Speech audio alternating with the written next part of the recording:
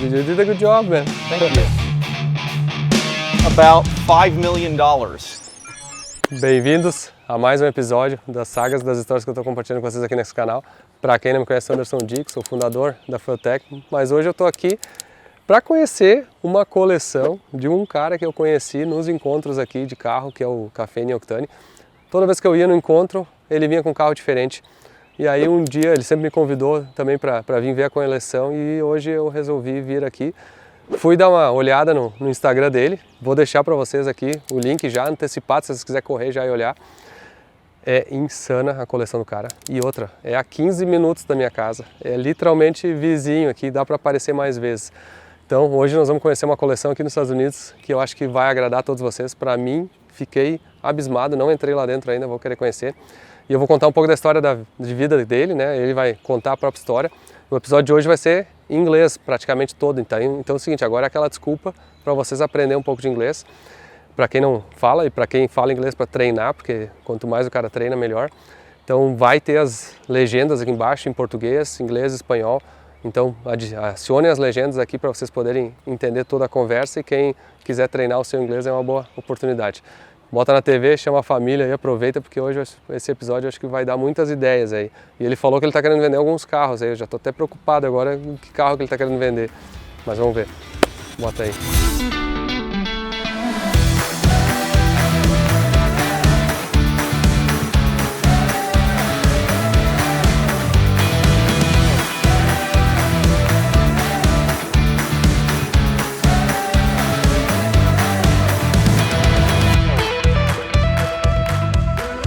Bom, falei pra gurizada que eu ia vir aqui pra ver os carros, aí apareceu uns 3 curiosos aí também, ó. I told the guys I was going to come here to visit you. Yes. My friends, crazy, always wanted to come, so nice to see you, man. Great to Thanks see you. Thanks for inviting us. My pleasure. Yeah, I was explaining Portuguese a little before that we always got to meet in the Café in Octane show. Yes. And you always come with a different car. Yeah. And it got my attention, and I would say the last week I was digging into, I saw your post about the LFA, and I was like, man, I need to come visit you, because then I checked, we've been talking since 2024, right? Yeah, been a while. Something like that. And he always park besides us. I think we both had the same hookup. I think we have similar tastes in cars. Yeah. So man, nice place. I really like your taste. You have a nice garage here along the house, nice place. What? By the way, what's that on the? What car is that? That's a unicorn, is what that is. That is the only remaining purple Hellcat Durango left in the entire world. Factory purple Hellcat Durango. They made about 4 of them. We've owned 2 of them. One of them that we were doing charity work in the Caribbean. We're out of the country, and it got stolen from the airport. Never recovered. No kidding. So then I tried to track down the others that were available, or that had been on the market, and there were 2. One got stolen from the dealership where it was at, and used as a battering ram to knock all the other cars out of the way. No kidding. The other one, I called the dealership, and while I was on the phone with the guy, I said, walk out to the car and see if it's there. He walks outside, and the car had just been stolen. No, on the dealership. From the dealership. So we found the one remaining one left in the world, and it's my wife's car, and I bought it. You had to buy. So we call it the Unicorn, the only purple Hellcat Durango factory known to be in existence. No kidding. Okay, I see you like exclusive stuff for sure. Okay, can we? Absolutely. Let's go ahead. Ok, ó, já começamos com o DeLorean. Ó. Oh.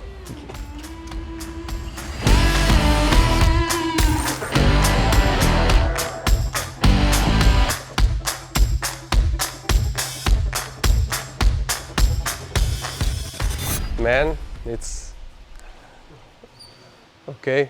We're going to have to spend some time here and look. Yeah, what do you think? Man, I like the way you definitely fits a lot more cars here. So yeah, you still can put a second, a lot of But I call this my GTA garage because I want to be able to just come in and drive out at any time. I don't want to have to move cars, and I've done that before with the lifts. By the way, can you tell me your story? Absolutely. It's cool because I saw you always been into games, or Yes. how that started. So I'm a professional video game developer. I'm on my second video game company. In 2005, I started a company called Tripwire Interactive. When I started the company, I had been laid off from my first game job. And so many people that actually been playing video games for life. Yeah. Mom say go study something. So you see, sometimes it I'll works. tell you a story about that. So, but yeah, so 2005, I was houseless, carless, unemployed, and broke. Seriously, Had to move in with my wife's parents. Had no money. 2005. 2005. Me and 3 friends from the internet said, let's. We've been making amateur games together. Let's start up a company. We struggled for years. Our first game came out and did okay, and then our second game came out in 2009, and it was a zombie game. For PC or for PC on Steam. On Steam, okay. And it came out on Steam and it sold 6 million copies, and totally changed my life. That is crazy. And it just blew up from there. We kept making games, and they were doing really well. Sold that company in 2022, and I think I had 5 cars at that point. Oh, And retired for a couple of years. Really made my dream garage. And then I got, I was 47 when I retired. I got bored. I mean, cars are fun, but you need something else to do other than work on your cars. So last year I started up Templar Media. Okay. So it's a video game development and publishing company. But do you do the same thing or different or more?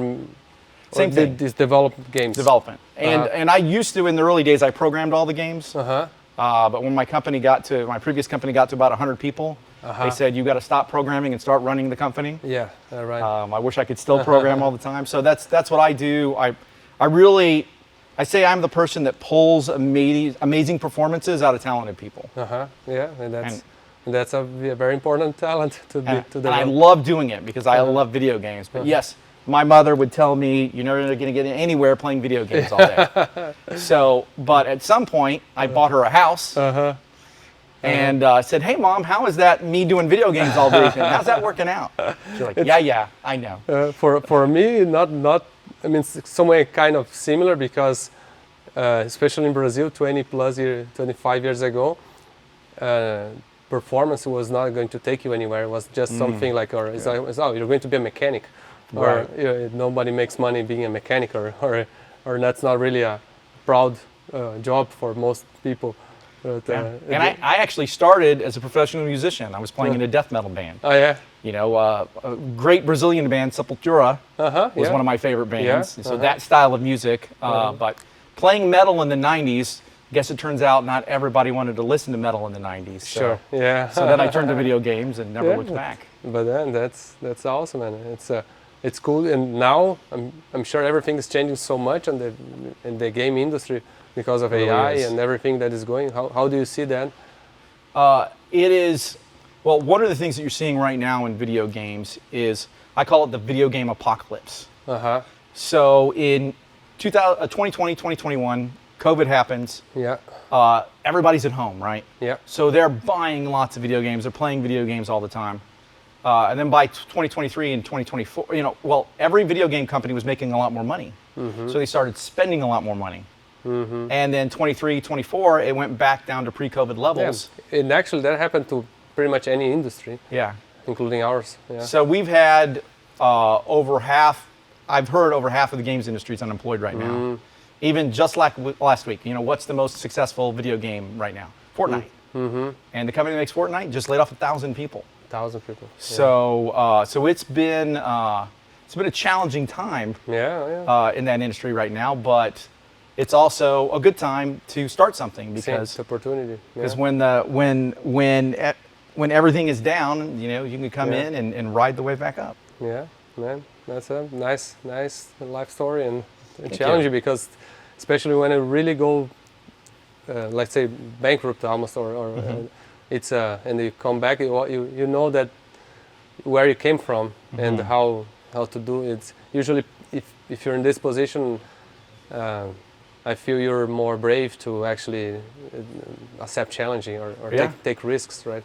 Yeah. It's not easy, but everything in life that's worth having takes work to get. It's hard to do, but it's also part of the experience. Man, amazing. Okay. Thank you. I'm trying to think what to see. Yeah, where would you like to start? I think maybe you started. What do you want to do, like a chronological order, or what maybe we start this way because they generally get more expensive as you go that way. Podem olhar se quiser, fica olhando aí, não precisa ficar parado. This is what I call Fast and the Furious row. Okay. You know, really all the way down to the Charger. You know, this is a 98 Eclipse GSX turbo manual. And this is not so appreciated in the US, right? You can buy them, some of them cheap, right?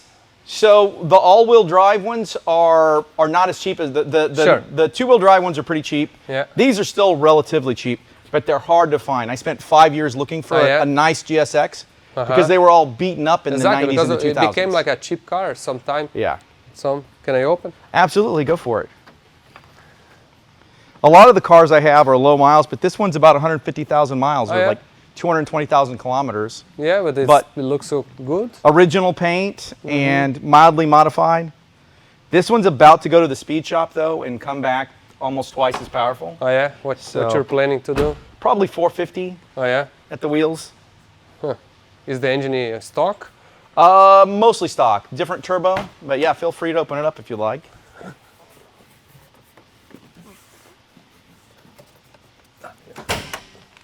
Yeah, it is clean and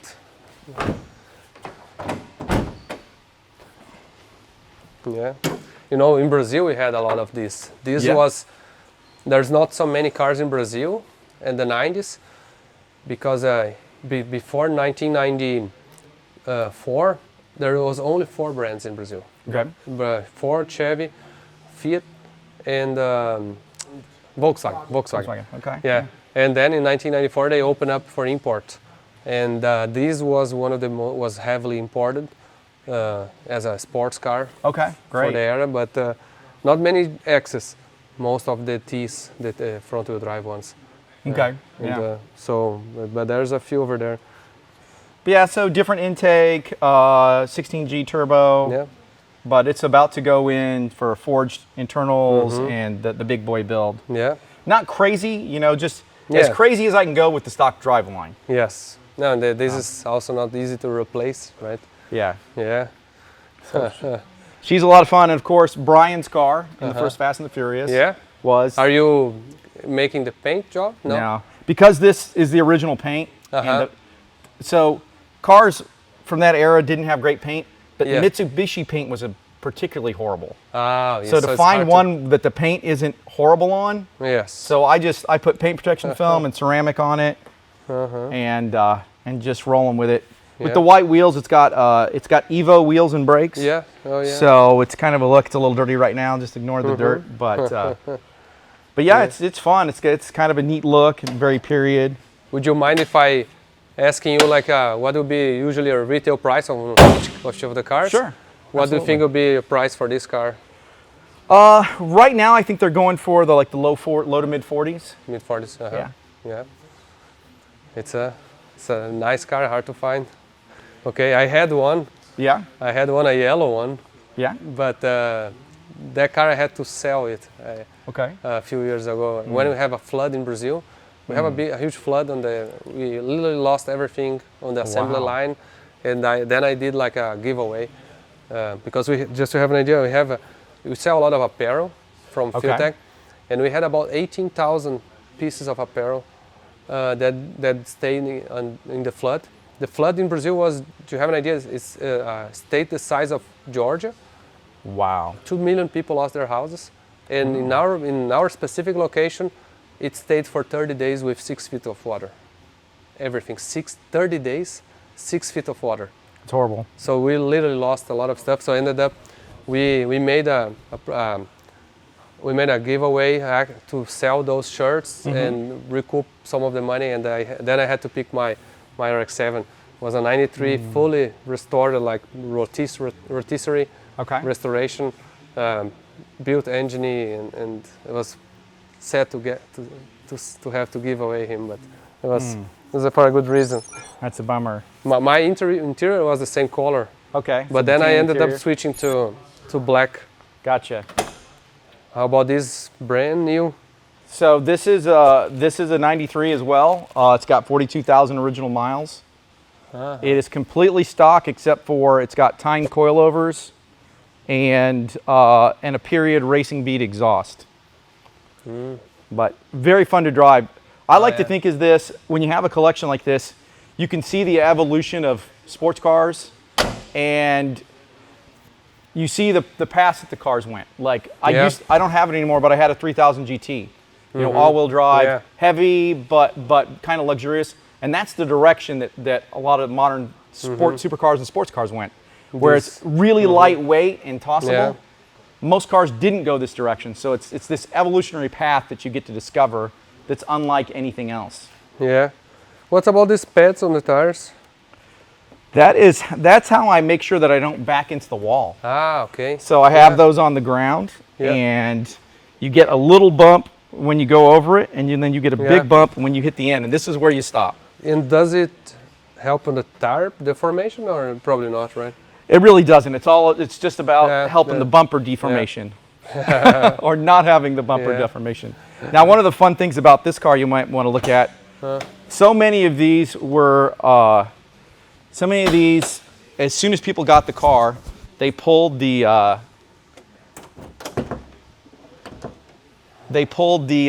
stock subwoofer out, and they had a really cool setup back here. It's called the Bose Wave. Wow, I had on mine. But most people have never seen one. I know, but it looks like a sea serpent. Yes. So Bose Acoustic Wave. You know, I pulled from mine and I lost. Can you believe? I pulled out from mine and I lost it. It's so cool. So unfortunately, I'm still waiting to hear it because my Bose radio doesn't work. I've actually got several extras over there as I've tried to buy them off of eBay to fix it. But at some point, hopefully I'll get that fixed and I'll finally get to hear what this sounds like. Very cool. Yeah, it's acoustic. Yeah. Bose was always known to be doing that kind of stuff. Supposedly it created more bass in a smaller amount of space. Someday I hope to experience that and find out. And then you're trying to find a radio that works. Yes. You'd be surprised how many radios you can buy on eBay that work. And then you put them in the car and they don't work. They don't. That's cool. But yeah, stock 13B, rotary. Well, I couldn't believe the undercarriage of this car. If you look at the undercarriage, you can eat off of it. It was so nice and yeah, I know. And just so fun to drive. Also very, very low in the front with no front end lift. So you got to be careful everywhere you drive this. I know. When I had this garage built, this was the car I tested with. When I'd had them level the dirt, and I was like, and then whenever I drive up, if the splitter went into the dirt, I'm like, nope, it needs to be more level. Cool. How much would you value this car? I would say these are, depending upon the condition, 55 to 65. Yeah, in this condition, probably closer to 65. Sounds okay. Then you have a midnight purple. Yes, sir.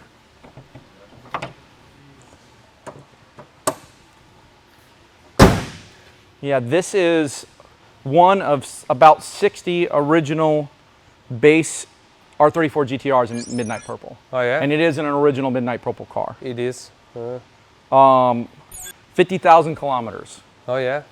You brought it in US or you brought I brought it in US. It went from Japan to Australia. And then from Australia to here.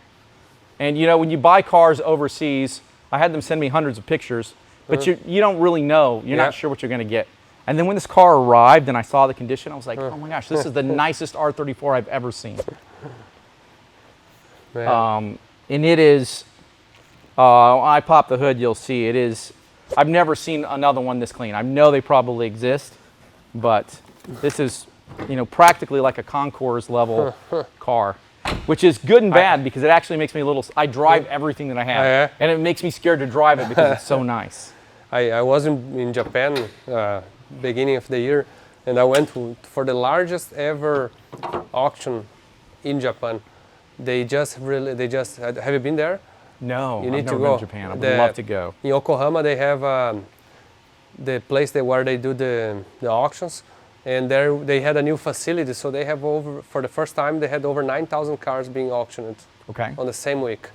It was unbelievable. And I would just start walking through the garage, and then you see like 510 R34s. Then you see another 5 NSX. Man, it's unbelievable.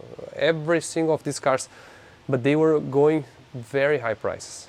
It was everything is really up over there. You used to be able to get the cheap stuff there, but it's not anymore. Man, it looks. Yeah, this is just like it came from the factory.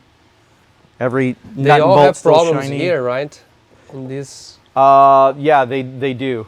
But then this is so clean. It was actually funny. If you probably know what a VX report is. It's kind of like the Japanese Carfax. And you looked at the VX report on this car, and the guy was driving it, about 20,000 kilometers a year or 15,000 kilometers a year. And then the year that Fast and the Furious 2 came out, after that, like a few hundred kilometers a year. Oh, he stored the car. It's like he said, this car is going to be worth money later. So he stopped driving it. No. When he got to about 50,000 kilometers. It's so clean. The interior, everything. One fun fact about these is the xenon headlights for the GTRs are unobtainium. So a nice set of headlights for a GTR that are xenon, $7,000 to $10,000. Yeah. It's crazy. The tone of the paint job, the paint is yeah, so 3 different colors, and you really have to walk around it to see. I'll shut this so you can really get the full effect. But yeah, if you just start here and then walk around the edge and then walk towards the back, it's like the shell of a beetle. Check the inside here.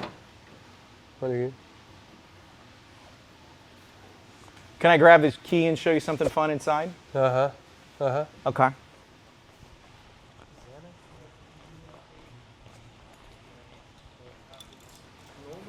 Impressionante, hein? Wow. Guess which car this key is for? My wife got that for me for Christmas. It's easier to find. I'll roll the window down to make it easier to see.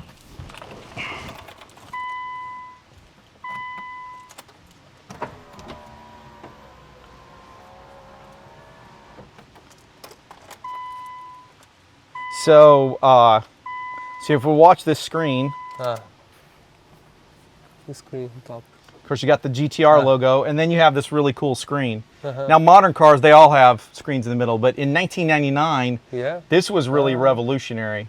And you had different modes for boost. Was this stock?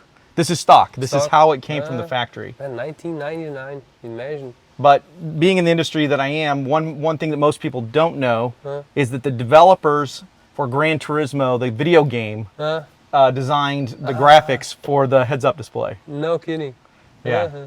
And the other fun thing about these cars, you see this button here, TV. In Japan, you could drive around tuning the television and change the channels with this button. They are allowed. They don't allow that in the U.S. But you could drive around watching television in your GTR. What's wrong Think about 1999, how cool you would have felt. TV and the internet had just come out. There wasn't streaming cell phones or any of that. Driving around in your GTR, watching television. Man, it must. In your midnight purple R34.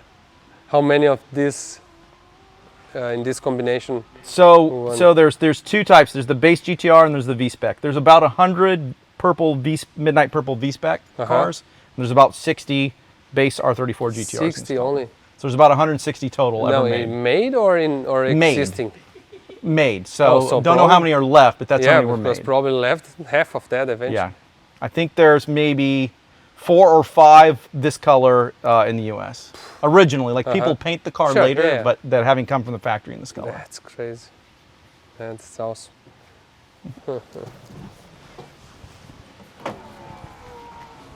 The color changes are amazing. Esse aí tá bastante. Okay, how much do you think this will valuation. Okay.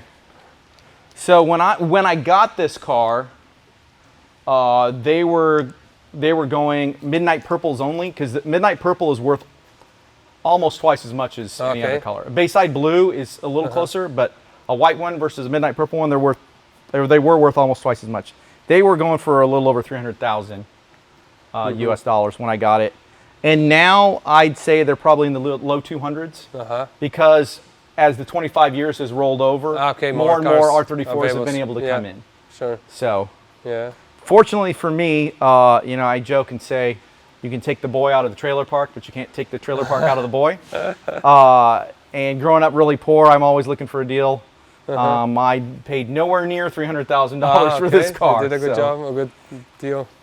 Yeah. Yeah, but I mean, investing in cars, some you're going to make money, some not. And in average, probably you're doing a good job. Yeah. Okay, and this is with the proper. This is the skin. Too Fast, Too Furious Skyline replica here. So this is a GTT. That's a GTR. GTRs are all-wheel drive. You know, better suspension. The GTTs though, they're no slouch. They're the RB25 Neo engine. This car, you know, they're rear-wheel drive, so they're lighter and more sports car-like. This car just came back from a local tuning shop called Countersteer. It went into the shop at 200 wheel horsepower, and it came out 400 wheel horsepower. So, and it weighs, you know, maybe 1,100, 1,200 kilos, about 2,800 pounds. It's a light car. Yeah. So very fun. I actually got this car along with that one. The gentleman that was selling that, he had a company in Australia that made body kits for tuner cars. And he was trying to expand his business, so he was selling off some of his cars. So I bought 4 of his cars, including that one, with the idea that I'll just sell them and make a little extra money to help buy this car. Well, this car sat for a while and didn't sell, so I just started driving it. And I kept looking at it, and I was like, wait a minute, I have a silver Skyline. If I put the vinyl on it, then I'll have a Fast and Furious car. So I did that. I fixed it up a little bit. I replaced the headlights because they were really bad. You may not see this on camera, but if not, we could turn the lights on. I did have to do, the neon. you know, had to do the blue underglow. And this one's so fun. It gets a lot of looks. I did all the vinyl myself. I got a kit off of eBay, and I had to custom modify it. About 60 hours of working on this. I was like, I am not a vinyl laying person. But it was fun. You did a good job, man. Thank you. I'm real detail oriented, so I was out here with calipers and measuring tape and painter's tape, and just having a lot of fun with it. But people really, really smile when they see this because you know, the one in the movie of this car, it's part of what made the R34 legendary. Yes. You know one thing, driving the Supra over here, it was uncommon. Probably 9 people either honked or say the signal or something. It was more than usual. I would say. I was surprised actually. Yeah. Did you hear? Is that a Supra? Yeah, they all do the joke. Is that a Supra? So you have a Supra MK4? I do. I have a Supra. It is at Evolved Tuning right now. One of the problems with the Supra is the original V160 get rag transmission, which is also what the R34s have. For 15, 20 years, nobody's made the gears for them. So as they've worn out, you have people swapping in T56s, CD009s from the Zs, but I really wanted mine to have the original driveline. So as it turned out, there was a gentleman in the UK that was just starting to get the gears remanufactured. Okay. So I basically got a not great I had a horrible transmission, which I shipped to the UK. Oh, the guy to make that? To have him make it right, to replace the gears. And then I got an okay but not awesome transmission in the Supra so I could drive it. Okay. So, but that transmission's back, and it's one of the first ones in the world with new gears in it. Okay. And today the transmission is being worked on and put in. No. But that one was built It was originally an NA auto car. I like to tell this story because I don't usually say how much I paid for a car, but this one I like to say how much I paid for it. It had almost 300,000 miles on it. Okay. So 500,000-ish kilometers. In beat up on all four sides. Yes. Terrible interior. Every single piece of the interior was bad, torched from the sun. $9,000. $9,000. Man, I thought I paid 30 on mine and I was doing good. Great. $9,000. But then I sourced an original turbo driveline, transmission, rear end. Oh, so you converted into the turbo. Put a manual in it. Transmission. So built it to about 550 horsepower. Not crazy for a Supra, but I wanted something that was fun and streetable. I went, you know, with really nice coilovers so I could take it on mountain runs. Yeah, that's good. That's good car. Okay, then you get heavier here. I get surprisingly not that much heavier. No. Everybody always looks at these old cars and they're like, oh, it's got to be 5,000 pounds. This car is maybe just a little bit heavier than the GTR. It's about 3,800 pounds. Okay. Yeah. So not horrible. Did you bought it finished or you restored this car? Absolutely not. Oh, no. So this is the car I've had the longest in my entire life. Oh, yeah? Anderson. I had this car since I was 19 years old. Seriously? 33 years. This car is called Legacy, and this one has a story. And if I'm telling too long of stories, let me know. No, but keep this going, one, keep going. this one has been with me through so much of my life. I saw this car. I was working at a sandwich shop. I was making minimum wage, maybe like $3 an hour. I drove by a dealership. I saw this car sitting out there, 1993, $8,800. $8,800. Now, it might as well have been $8 million because I couldn't afford an $8,000 car.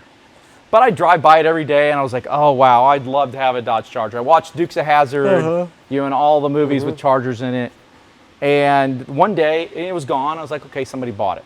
Then I drove by again and it was back and it was $4,500. I'm like, okay, that's strange. Pulled right in, had $50 in my pocket because I had just gotten paid. Threw down $50, put a deposit down on the car. $50 deposit. And then, well, the problem was I'm a 19-year-old kid and I'm trying to buy a Dodge Charger RT with a 440. And the banks are like, no way, no way. We're not going to loan you money on this old car. Fortunately, my grandfather, there was a local small town bank that he used to work at, and he knew the manager, and he got the manager to agree to loan me the money, and my grandfather co-signed the loan. And drove the car for a little bit. For 3 months, the engine blew up. As it turns out, and what I found out after I got the car, the reason it was cheaper is because it had been stolen off the lot and had been joyrided, and they messed up the engine. No. So being really poor at the time, the car just had to sit. And I was very blessed. My wife was very patient. For like 15 years, it sat in the garage.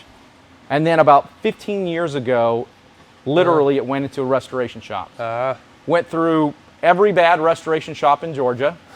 Some of them went out of business.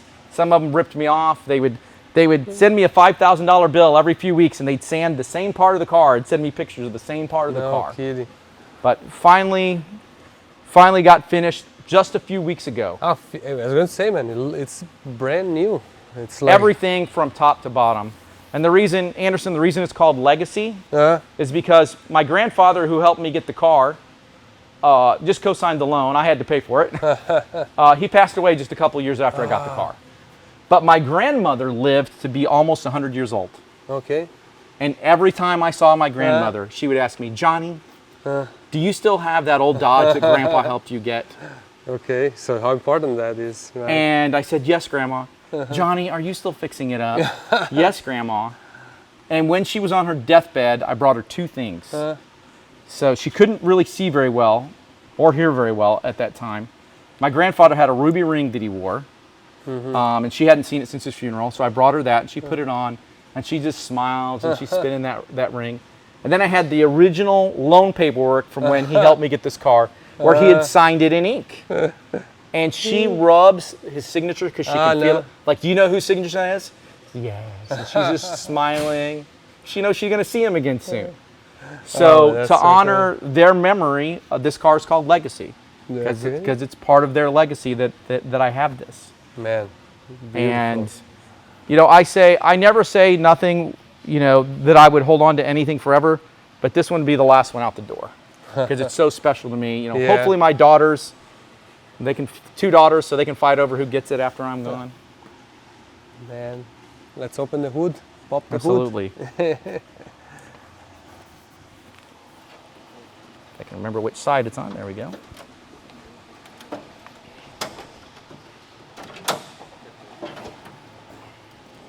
Man, unbelievable. So this is a really high-end resto mod. It's a 440 bored and stroked out to about 500 cubic inches, like 492. Forged internals, roller rockers. It's got the Riley Motorsports K-member and 4-link rear end, coilovers all the way around. Hydro boost braking system, Marshall's rail system. It's got custom-made shot wheels. They had never made this size before. They made them for me. It's got custom molded tires, so you can't get these tires just off the shelf. Custom-made tires. That's not a sticker. The red line was molded into the sidewall of the tire. So, because this whole car's theme was a red and black. No kidding. And those are actually Nitto 555 G2s that have been remolded. The firewall of the sidewall has been remolded. LED brakes. The other fun thing about this car, if you look at a Charger, Chargers are really long. And the trunk starts right here. Okay. Well, everything between here and here is a speaker or an amp. Okay. So this car will shake your eyeballs out of your head. Oh, man, very, very well done. Lots of torque. It's got a Silver Sport transmissions. They call it an A41. It's a 4L60 that's been upgraded to handle 650 foot-pounds of torque. Because this big block will definitely put some torque down to the rear wheels. Man, it looks great and clean. Thank you. You've never been out with it, or have you drove it? Just like the last few weeks, literally, is when I started driving it. Oh yeah, because it's waiting 33 years to have it finished. The patience that it took to wait that long. Man, and this I'm sure it will be the hardest one to put a price on it. Yeah. If you're asking like what, I mean, this car, I won't say how much it took, but hundreds of thousands of dollars to build. I can see. $50,000 paint job. I know. And if you look, it's got a little bit of pollen on it, but it's one of the slickest black paint jobs I've ever seen. This car, the shop that did it, to polish it and get it this smooth, the guy that was buffing the car quit. He actually quit because he said, I'm tired of buffing on this giant car. He had to hire somebody else to finish buffing it. But I would say in the 200s, probably. Whenever you build a custom car, it's never worth as much as you put into it. Absolutely. But it's probably in the 200s. Man, but to me, it's priceless. But yeah, like I said, this is the most important one. Okay, interesting. Very, very nice. Another fun fact is, if you look at the leather seats, they're custom-made Legendary Auto Interior seats. So when I had the, when I was trying to figure out the color for the stripe on the rear, I took the paint guy a piece of the red leather to match, and I said, make the stripe match the leather in the seats. Yeah. And usually on Dodge Chargers, this is called the RT stripe. This is vinyl. But this one was painted on. They custom made a stencil, and then they put 6 coats of clear, and they had to put 6 coats of clear on all the continuous surfaces. Man, and then, what's funny is this car is PPF in ceramic. Oh yeah. A shop in Alpharetta called VP Automotive. Like, they're absolutely amazing, and what's funny is everyone that's touched this car really wanted to turn it into their masterpiece. The shop did the paint job. They're like, we're going to do the best paint job we've ever done. VP Automotive, when they got this car, they're like, we're going to do the best PPF and ceramic job we've ever done. This car is double ceramic. So ceramic once, dried, ceramic again. Man. They had to order PPF from out of state because there weren't any big enough PPF rolls. So they had to go all the way from here to do here one piece in one piece. Yes. This is stuff. Man, very, very nicely done. Thank you. Definitely one of my babies. It was a pleasure. Pleasure to meet you. You got to run? You have a badass collection. It's amazing. Obrigado. Yeah, congratulations. Really Thank cool. you. Really cool. Valeu. Really cool. Tá, Appreciate valeu. it. Thank you for sharing with us. Oh, my pleasure. Thank you. Yeah, my pleasure, definitely. You're very Valeu, valeu. See you, man. Hellcat motor? It is not, but it is 360 small block, which is what this car would have come, carbureted, and dyno's 550 at the wheels. So, which is a lot for a small block carbureted car. So this is another one that's kind of special, not as sentimental as that one, and I'll grab a microfiber. I'll grab my high-tech anti-scratch device here. Hood pins, you just always got to be careful, otherwise you might gouge the hood. Ask me how I know. Oh yeah. So this car was a very high-end resto mod that was built as a tribute to the 2018 Dodge Challenger Demon. A lot of little pieces. The entire front section was custom handmade. Yeah. To bring in some of the more modern styling cues. The rear of the car was also modified. You know, no chrome trim, flush mounted windows, custom made wheels. The wheels were custom machined to have the same shape that the 2018 Dodge Challenger Demon wheels had. It even uses the same Nitto tires, NTO5Rs that I like the wheels. Very the nice. Demon had. But under here, guys, I call it man jewelry. 'Cause this is my prettiest engine bay. Oh yeah? Oh man, it's tough. Absolutely. Whoa. Man jewelry. Olha aqui, tudo. Man, it does look amazing. Everything clean up, clean.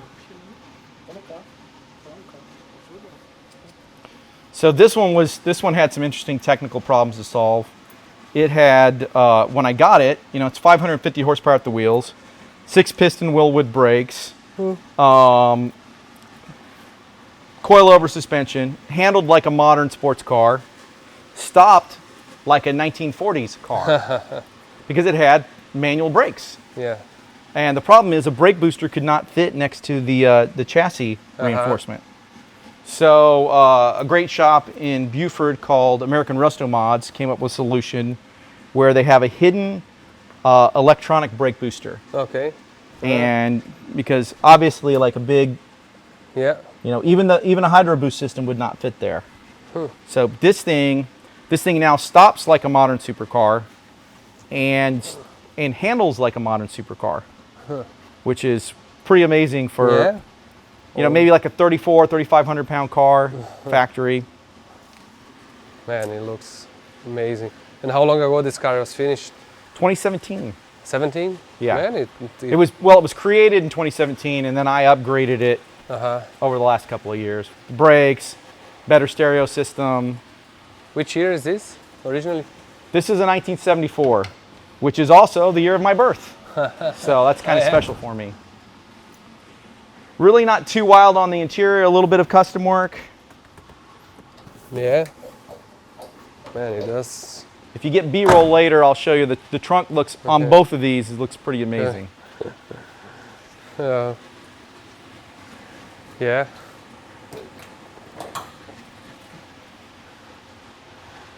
And the Cuda. All right, I meant to come out here before you got here, so I'll just do it right now if that's okay. Pop the top. Oh yeah. No, that's actually cool. You need help? Nope, I got it. Actually, if you want to just lift and watch your fingers. Just push down. There's a little plastic tab.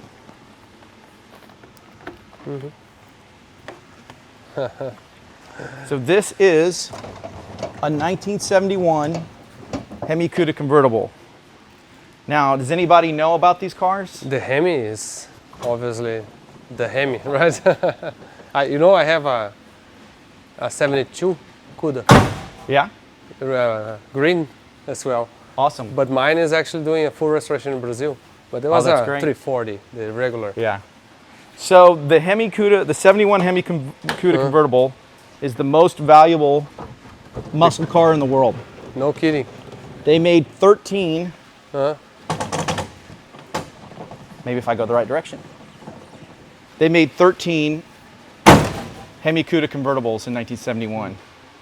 No kidding. They are worth about $5 million. If their numbers matching. No kidding. No kidding. This one, guess what, is not numbers matching. Okay. Which means that I can actually drive it and not be terrified that I'm going to crash something that's $5 million. $5 million worth it with Yeah, numbers because they matching. only made 13. And they're all in museums because they're so Okay. rare and they're so valuable. But I'm still curious how much this will worth still like that. I mean, it's probably a couple $100,000. Even not numbers matching. That is crazy. This car is mostly stock, a few small upgrades. You know, here you have the 7.2 liter Yeah. 426 Hemi. That engine was so important for the history. So the 426 Hemi was, everybody kind of claims different things, but it's widely regarded as the most powerful engine in the muscle car era. In period, it was rated at 425 horsepower. Modern dyno test shows it was actually 500 horsepower. No kidding. No kidding. But they underrated it to keep car insurance prices down because insurance companies at the time were jacking up prices based on horsepower. This one's been modified. This one's about 600 horsepower. Oh yeah. And just a lot of fun. I've added a couple of fun pieces to it. I put a 5-speed Tremec TKO in it because this car was running 4,500 RPMs at 70 miles an hour. I know. And getting 7 miles per gallon. Yeah, same as my Cuda. I had a stock transmission and I have a big blower on top. So to cruise was like 3,500 RPM. Yeah. So I had to switch to a TKX. TKX, yeah. Yeah. And it helped so much. So I gained about 20% fuel economy. I went from 7 to 9. Yeah, not that really matters, but I'm sure. And the shaker sticker, is that something stock or? That's factory, yeah. So Factory. that's what they called this because the cold air intake stuck up through the hood. Yeah. And you can see it vibrate with the idling of the engine or when you rev the engine. That is cool. To me, it always looks like you drink a few too many caipirinhas when you look at it. It was restored? It was restored, yeah. How long ago do you know? I got it in 2021, and the person who had it died, and they didn't know anything. The seller knew nothing about it. It was a dealership. Okay. They did a really good job. Another one of the things that's different about this car is usually this is hard plastic and this is vinyl. This was all covered in leather. From factory? No, when it was redone. Oh, it was redone. So seats leather, this is leather, which really kind of ups the feel of the interior a little bit. Yeah. No, seat interior, everything. Man, it looks great. Thank you. So when they start calling it Cuda, or? So it started as a nickname. Yes. And if we go downstairs, I can actually show you when they started calling it Cuda because I have a ~69 Barracuda Cuda package. Okay. So first it was an option, and then eventually they started calling it Hemi Cuda. Yeah. By I think it was 70 or 70. Because I think mine is all like even the paperwork is Cuda. Yeah, I think in 70 is when they actually started calling it Cuda officially. No, that's. This is, I call this my happy place. So if I'm having a bad day, take this out. There you go. You know, the big V8, dual exhaust, big cam, wind in your hair, and you just drive off into the sunset, and then you're happy again. Man, it looks so great. You can hear.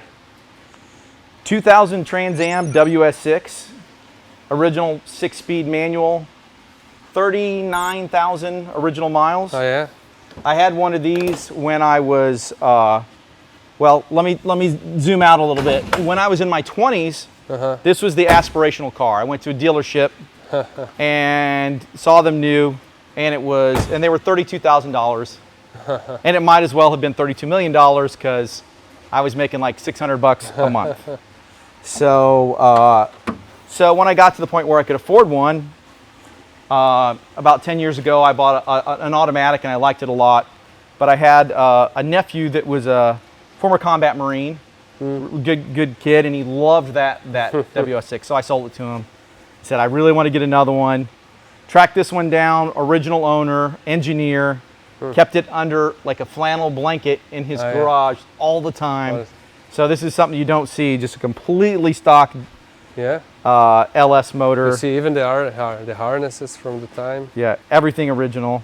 Not the most original Trans Am I have in the garage. You're going to see that in a second. I know that. You've seen it, but you know, they just really like a time capsule, and so much fun to drive.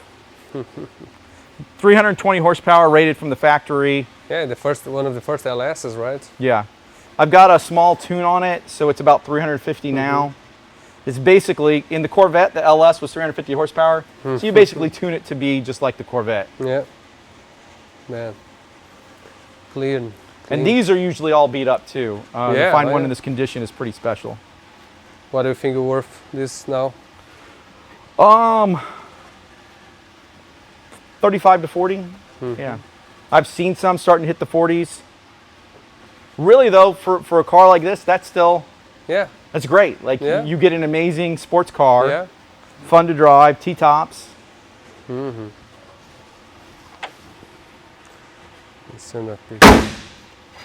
So right here, you've got a Fox body, 1993 5.0 GT, rolling with my 5.0 with the rag top down so my hair can blow. Yeah. Blue top. This car's got a rare black leather interior option. This one also 39,000 miles, a little older than that one. Really one of the nicest ones I've ever seen. And really special here is how clean the undercarriage is. I mean, how clean the engine bay is. Like this one, most people have never seen a Fox body engine bay that looks like this. Yeah. Completely unmodified. Have you seen mine? I have not. He's pissed on me because we bought a 93 coupe, black on black, 20,000 miles, 1 owner, and I pulled the engine and we put an electric engine on it, and I'm not proud of that. That's a little crazy, but hey, you know, but you only live once. Maybe need to put I have everything to put it back, but we had exactly like that. This is what they look like when they rolled off the showroom floor. Imagine it. Funny story, I have a friend named Lance. I have a friend named Lance who's an influencer, Fox Body Effects, does podcasting and things. And he came to see the car, and I was showing him how nice it was. And he's like, have you looked to see in here if it has, there's a little like funnel-shaped plastic piece that goes in here. He's like, do you have it? I was like, I don't know. And he said, in the 90s, in the late 90s, a magazine article came out that said if you take that out, you would get more horsepower. Everyone took away. So everybody took it out and pitched it.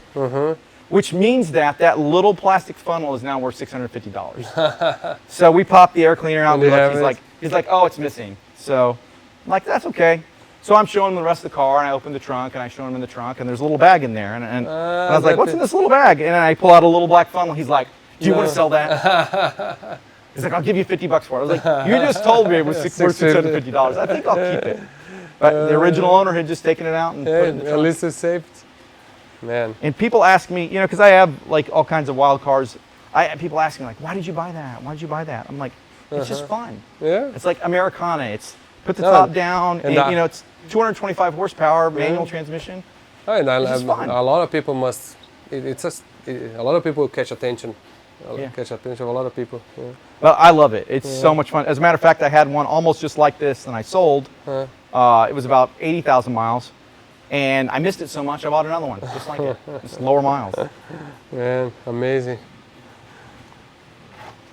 What do you estimate on this? I paid too much for it because I really wanted this one. You know, low to mid 20s, 23 to 25. Man, if you think it's hard to pass on a deal like that. Yeah, I mean, this is basically like, you know, 39,000 miles. I mean, this is basically new, and you can basically get A brand new Mustang convertible for Yeah. the 20s. Okay. Speaking of brand new, Yeah. this You is saw the, this? You see how many miles? Viu? Quantas milhas tem? Olha lá, Denis. Olha quantas milhas tem.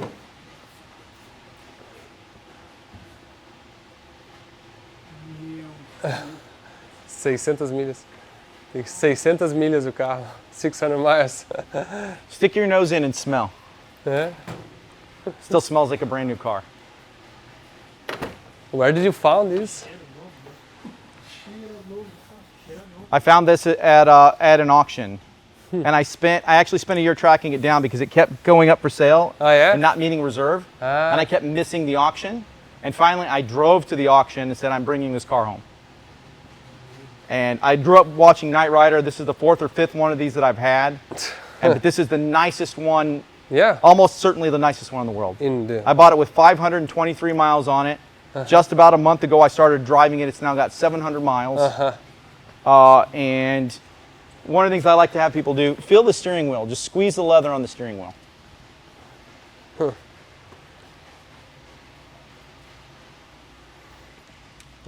Still soft. Yeah. Sit in the So the seat. car is probably sitting really well. Yeah.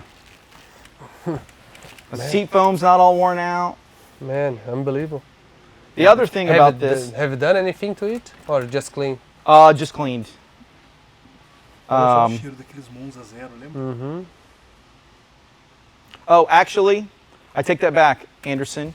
A few weeks ago, I gave it its first oil change. It had the original oil filter. No The kidding. oil had never been changed. Oil never been changed. Oil had never been changed. And the engine was still good? Engine was fine. Oil looked good No. because it wasn't. I mean, it was not broken in yet. It was 500 miles. But do you think they've been running the engine over all these years? they had, yeah, Yeah? just running it, moving it around a little bit. Yeah, it's like a showroom car. Yeah, It's probably literally like traveling back in a time machine, which you have and I both have. We both have time machines. So this car had the original wheels and tires with 500 miles on them. The tires still had chalk marks on them from the factory. Never, this is still...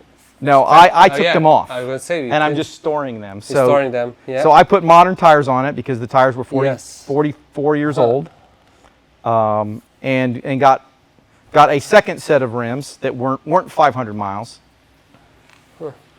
But yeah, this if you look closely, every hose, every belt is stock. AC Delco, GM. It's just all the original stuff, like how it came from the factory, and it actually has a functioning cold air intake. You see, it's rubber. Rubber is good shape. Yeah. Ali que a borracha está nova. Novo, com guardado na concessionária. Yeah. You know, in Brazil, last year we were able to buy there was an old dealership that in 2001 they shut the doors off and they kept the cars in the showroom, but they had the 1981 Volkswagen Fusca, brand new, ali 5 miles, 3 miles, everything was 7 cars, everything brand new, and the owner he lost the dealership badge from Volkswagen in 2001, and he never got over that. So he, from 2001 to 2022, he came to the dealership, opened up, clean, made his drink, and stayed there as the dealership still open, and just he never sold any car for 20 plus years. Then when he passed away, family sold everything, and then I have a friend from US that actually bought the whole collection. That's amazing. And it's a few cars, like literally 5 miles, 2 miles, 3 miles, unbelievable. Man, but this is incredible. So one of the fun things about this car, and I'll go ahead and shut the hood so you can see it on the hood scoop. Everybody puts this 5-liter HO sticker on their car. But reality, in 1983, the stock V8 in these cars, the base V8 had 130 horsepower. And then the fuel-injected version that had the fuel injection from the Corvette, about 150 horsepower. Pontiac made 600, only 600 high output 305 V8s, 5 liters, and it was the 5 liter HO, about 200 horsepower. So not crazy by modern standards. Yeah. But for the time, fast car. 50% more almost. Yeah. Every single one of them with the WS6 suspension, bigger sway bars, disc brakes, all of them completely decked out, T-tops, and all of them with the 5-speed manual transmission. So not only is this possibly the nicest early 80s Trans Am in existence, it's the one of only 600 high output cars made. Man, it's curious to see this. Do you know who actually had it before? I know who had it right before me, but I don't know who got it. The history before. But somebody got it. You can see right here in Pennsylvania, this thing was registered in July of '83, and then this would have expired in July of '84, and then it's never even taken it off. And I have the 1983 plates from Pennsylvania for this car. Man, it was literally just moved from place to place. When I opened the trunk to take the T-tops off for the first time, the T-top bag had never been opened before. I put the T-tops in there for the first time ever, myself. Never used before. That's crazy. Man, that's a time capsule. This might be boring, but this is exciting for me. I've owned 4 or 5 of these cars, and if you look right here, see how these match up? Every car I've ever seen, including I had one that was 40,000 miles, this sticks out about a centimeter or 2. And this is the only one I've ever seen like that. And my theory is that the hinge up here, every time you open it, scoots down a little bit. And then, so never been opened. But since this one had been opened like 5 times in its entire life, the only one I've ever seen. And I actually even had people tell me that in the Trans Am world, they're like, no, they were like that from the factory. Well, it turns out they were not like that from the factory. That's crazy. Oh, curiosity, you're American, right? Yes. But do you deal with international people, like, because you have all the metric standards in your head? I do deal with international people, but I also, because I programmed video games, a lot of my early games were World War II games, like Russia and Germany in World War II. And all of the data was in metric. Okay. So I had to learn the metric system. Okay. Because that catch my attention. You have kilometers and metrics and I can kind of do it in my head most of the time. Not all the time, but big, big round numbers I can kind of do in my head. It's hard to see. Okay. Okay, and now it's curiosity. What that will go for? Do you guess? You know what's funny? Because if I tell you what they'll go for, I'll probably give it away. I think this is a $35,000 or $40,000 car. Okay. I paid less than that, but I think that's what this car's worth. Okay. Nicest early 80s Trans Am in existence. Yeah. It's still not that expensive. Absolutely. So everybody should go out and buy the nicest early 80s Trans Ams they can find, because they're going to go up in price, I think. Yeah, I agree. They're such good driver's cars. Yeah, and they look so, for the time, so nicely, right? Yeah, I think this design has aged well. Yeah. I think Knight Rider has especially made it classic, kind of like our DeLoreans. Back to the Future made them classic. Yeah, that's one in my list as well. And like the Fox bodies, they're light cars. Yeah. So if you do, I wouldn't do it to this one, but if you find one, you put a LS in there or something, they're going to move. Yeah. Man, okay, we're going. All right, 59 Plymouth Sport Fury, the Hellcat of the 50s. So this was the fast car. It had over 300 horsepower from the factory back then.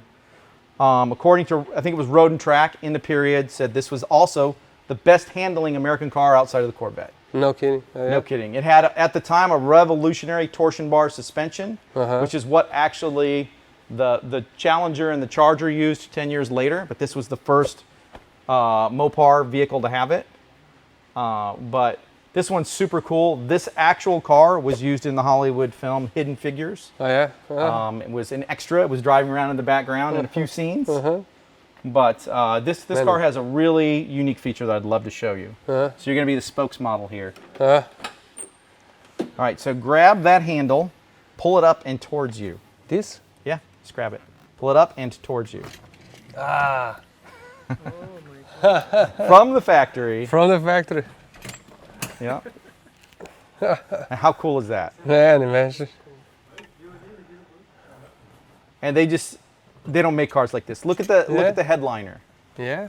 Like the artistry that they put into this car. Like you don't see that in a modern, supercar. You don't see that in a modern There you go. Mercedes. Man, this is so cool. Never seen that. Oh, you see this, all the stitching and. So Now shifting into gear, Anderson. Where's the gear? Well, that's the trick, isn't it? Keep looking. Left side. Ah, no. Nope, that's the emergency brake. Push button drive. automatic. Push button automatic. They called it the typewriter shifter. Ah, typewriter. O câmbio aqui, ó. That's how you shift. Olha aqui o câmbio. Tinha switch panel. Man, yeah. Funny anecdote about that. What's missing from that list of gears? The reverse? No, reverse here. One, two, neutral, park. No park, but. Well, it's actually not missing. What's different in the order? Usually modern cars, first, second, drive, neutral, reverse. Why they switch then? I have no idea, but you know what? You know how I discovered it? Driving it hard and manually shifting and hitting reverse and thinking it was going to be drive. And it went in the gear. Yeah, so No good. reverse is where you think drive is going to be. Wait. Man, this is crazy. No, and was this restored? Yeah, just like factory, and it originally was black on black, red interior, but this is the original. interior. Man. Yeah, just like this. Driveline is not original. It's a resto mod, so braking system out of a 2000 Camaro SS. Driveline out of a 69 Mopar. So big block, 383, big cam, kind of built, probably about 400 horsepower. Hydro boost braking, because I spent years troubleshooting the braking on this car. The cam was so big it didn't pull enough vacuum for the brake. Yeah. So sometimes you press on the gas pedal and it stopped. And sometimes you press on the gas pedal and it didn't. Yeah. So somebody in their 2026 Honda Accord pulls in front of you and slams on your brakes. One of the challenging things with this car, it was a one model year body style. Oh yeah. And they made about 700 of them, and there's about 250 left. So if you damage the bumper or you smash the grill, like you will never find it again. The parts don't exist. So I still drive it, but there are very few. The parts are just impossible to find. Man, very nice. Thank you. What that will go for? 1950s cars are kind of hurting right now, but this is a nice example and a rare one. If I had to guess, they're so rare that so few of them sell. It's hard, but 45 to 55. Yeah, still not expensive, if you think. Yeah. Okay, now we got the one that he came for. Yes. Man. 2012 Lexus LFA. Yeah, nobody cares about them 12 years ago. It was crazy, right? It was absolutely crazy. They stuck in the dealerships, right? The last one sold from the dealership in 2019. That long? Almost 10 years it sat in the dealership. And then after that, skyrocketed. What they were going at when they were new? The sticker price was like $350. They weren't selling, so they were trading for around $250. $250. Yeah. And then 2019 they doubled. Yeah. And kept going up. And they kept going up. And interestingly, I bought this car in 2022, and they'd been pretty flat. They were in like the high 700s, low 800s. And I just actually posted earlier this week. Yeah, I saw that. The $1 million offer. Somebody offered me $1 million for this car this week. Really? A legitimate offer from a dealer, $1 million. $1 million. I hear that because I'm in the LFA community. The asking price right now is like 1.1 to 1.3. That is crazy. Is what people are being offered for their car. You know, we'll start it up for you. We're crazy about engine sounds, right? As probably you as well. Yeah. I'm absolutely crazy about engine sounds. And everything we build is always to try to recreate some of the most epic sounds. And this is definitely one of the biggest, nicest reference ever. Should I start it up? Oh yeah, if you insist like that. Let's So you're going to be disappointed when I start it because it's kind of quiet. Okay. Then I need to let the oil heat up for a little bit. That'll take a few minutes. Yeah. And then when I rev it, then you'll get it.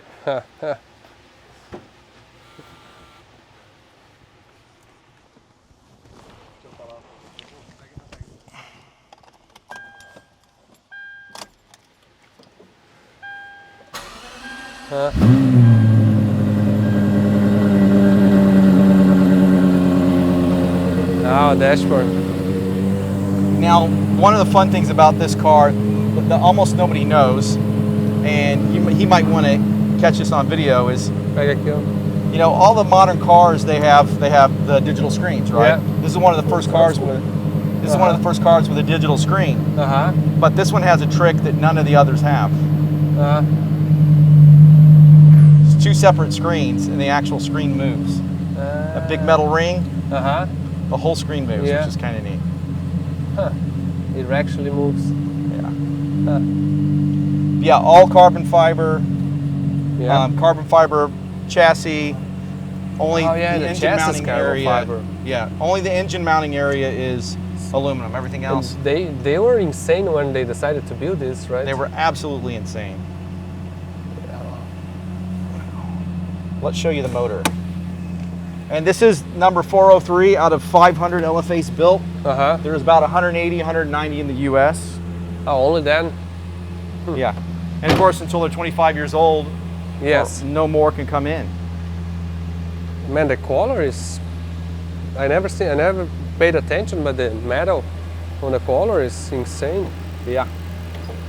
Really well made. Yeah. Whoa. So this is one of the things I like to do to show people why they make cars out of carbon fiber. Feel the prop rod. Feel how light that is. It feels like it's made out of air. Yeah. Everything. But this is not carbon fiber. That's carbon fiber. Yes. Everything's carbon fiber. Everything's carbon fiber. The carbon fiber. Okay, I have to ask, did you order the new one?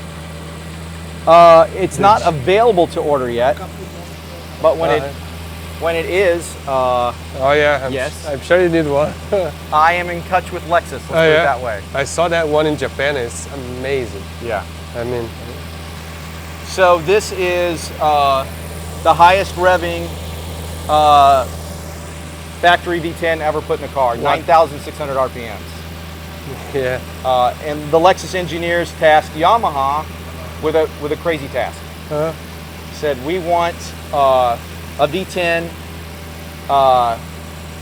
that is the size of a V6. Oh yeah. And they did it. And what engine size is this? I think it's 5 liter. Fica isso aqui. Oil filter.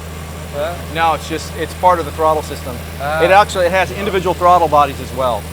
Não, borboleta eletrônica. Parte da borboleta. O motor da borboleta. Now Lexus co-developed this car with Yamaha. You know, Yamaha does motorcycles, wave runners. What else does Yamaha do? Oh, ECUs. Yeah, musical instruments. Yeah. So according to Yamaha, they determined the note that is most pleasing to the human ear, the pitch, and they tuned the intake.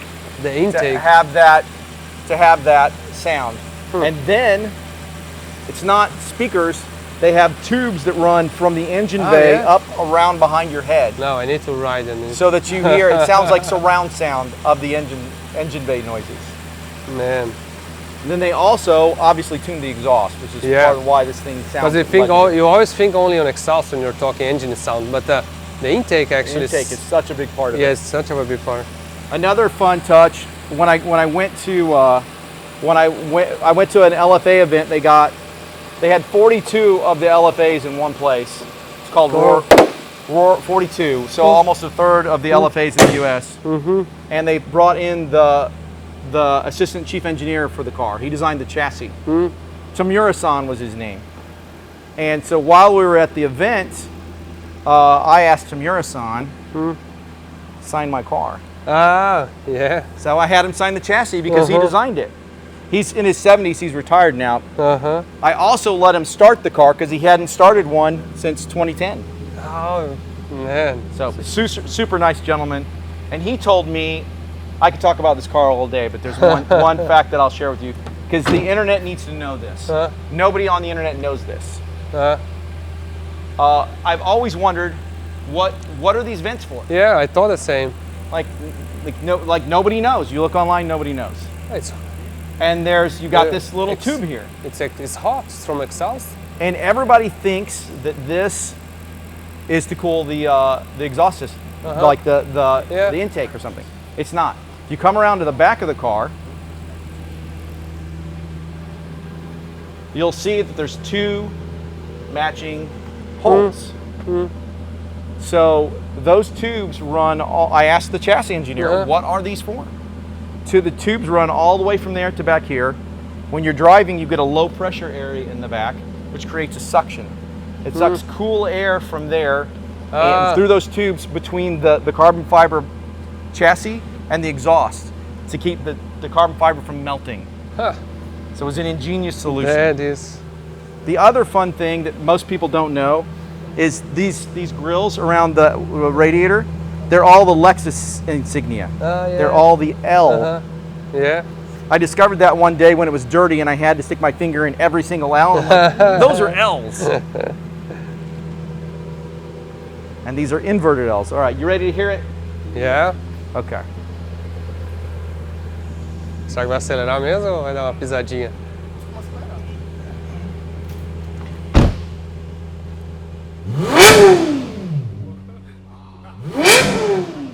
Cara, o tom, meu.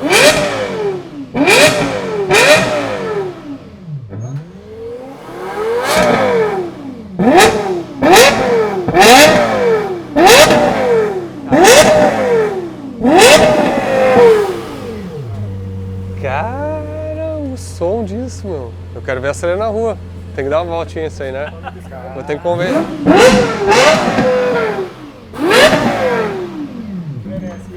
Bah. Man, it's unbelievable. It's so perfect. You can understand the sound. There's no overlapping, or there's absolutely perfect timing, right?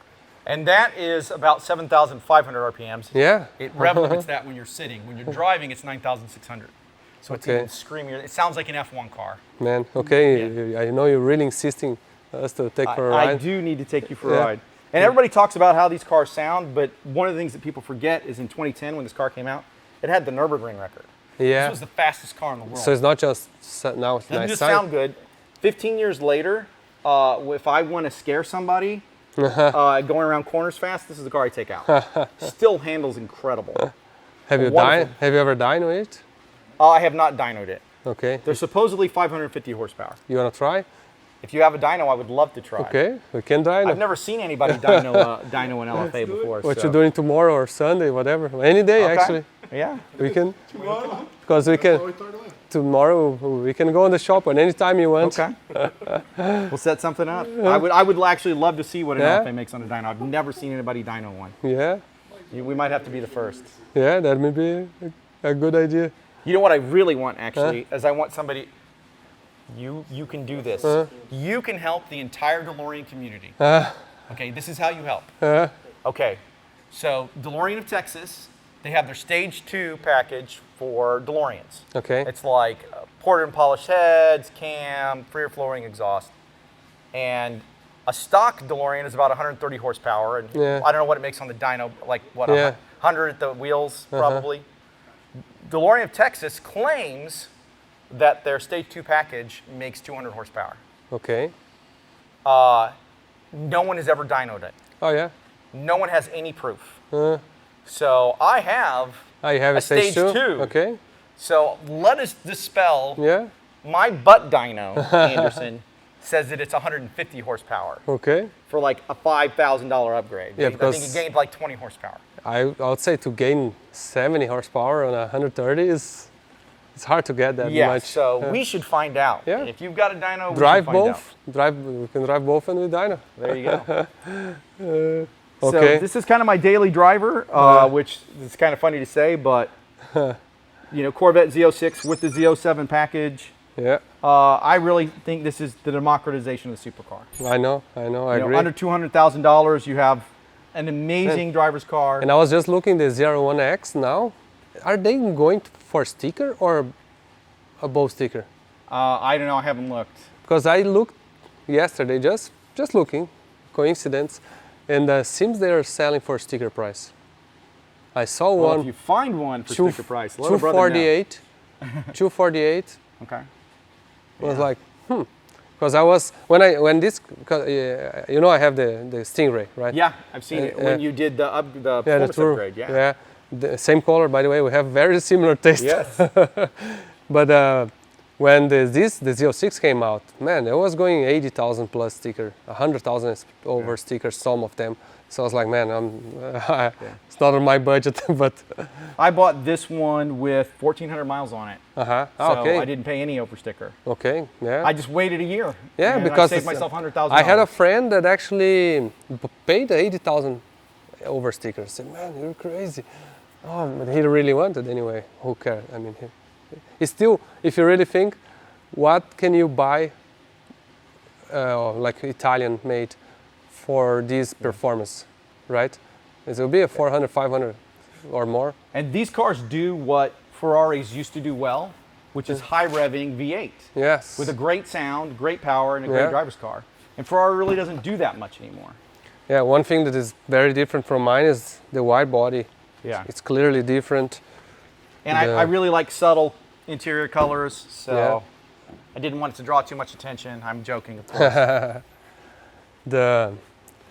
The only thing that will not work with me is this, because the amount of time we spend over here, it's impossible to have like some wing like this. You see. But also, this is the most powerful naturally aspirated V8 put in a car. You know, a production car. I'm trying to buy one of these engines. What do you want to put it in? I want to put in a C4. I want to do a C4 with this engine and a ZF8 HP. Okay. That's my cool. That's my plan, because I have a C8, I'm buying back a C6, then I'm gonna have the C4. Yeah. Are you gonna, when you do the 8 HP or the HP80, are you going to just have it be automatic, or are you going to do the thing with the simulated clutch? That's what they can do. We have already that on the FuelTech software.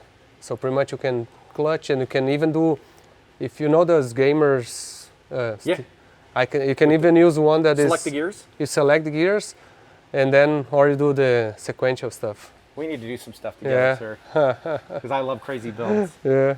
And I would love to do something like that. Yeah. Man, the central exhaust they made so well. I mean, sounds so good, and you know the interior. It's like a fighter jet. You know. Yeah. Everybody complains about the Great Wall of Chevy in between, but I like it. It's so driver focused. Yeah. Absolutely. Yeah. Man, So I tracked this, Road Atlanta. Oh yeah. Super fun to drive. Does temperature handles well, transmission and everything? Yeah. As long as you put radiator fluid in it. Yeah. I did downforce battles at Lanier Raceway soon after I got it, and I just had the oil changed, and they didn't top up the radiator fluid, so I got a little warm, and I had to pull off the track. No kidding. But yeah. Which year is this? 23. 23. They're probably going what, like 180 or 50? I think you can get these, not the Z07 with the Z07 package, with the base Z06 like 125, 130. Yeah. So with the Z07 maybe a little more than that. Really reasonable for what you get. No, absolutely, man, absolutely. Okay, now so this is the craziest car in the collection. This is once again, as I mentioned, I like really subtle colors. You know, if you look around my garage, I kind of want to blend in, not be seen by anyone. So of course I got the brightest colored Porsche in existence. It's acid green, 918, 2015. There are 2 in the U.S. Two. 2. So one is has the Weissach package, Can I or see it? Weissach in German. Can I see it? Of course, go for it. This is the non-Weissach car. Oh, none. What is Weissach? So Weissach is lightweight. So would have magnesium wheels, it would have less sound deadening. This car was optioned with most of the Weissach. It's not a Weissach car, but Weissach cars have carbon roof, carbon mirrors, carbon wing, and this diffuser. Everything on there was factory except for this diffuser was added to make it more like a Weissach car by the previous owner. Can we start it? You can start it. As a matter of fact, you don't need to get out. Just hop in. I knew you would want to start it. You have the Anderson, keys? So I had the key on me. Where do I start? And the key, this is a $10,000 option. Painted Seriously? in the same color. They charge $10,000 for that? $10,000, I think. It may not be 10, it's thousands of dollars to have your key painted the same color as the car. So go ahead and put it in, and then we'll roll the window down to make it a little easier to see you. Turn it to the right once. All right. Now turn it to the right one more time. It's on. It's on. Oh, but you want to hear the gas engine. Okay, so the knob on the no, don't push that button. That'll make the car explode. Just kidding. Turn that knob to the right, so you get to S. Ah, que partida, hein? Olha o painel aqui, ó. Cara, esse aqui é embaçado o negócio, hein?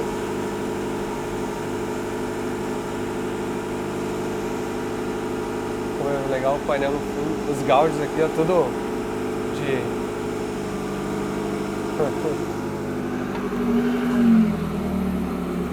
It's crazy. Unfortunately, this is rev limited to like 2,000 horsepower, but I'll give you a little rev. É.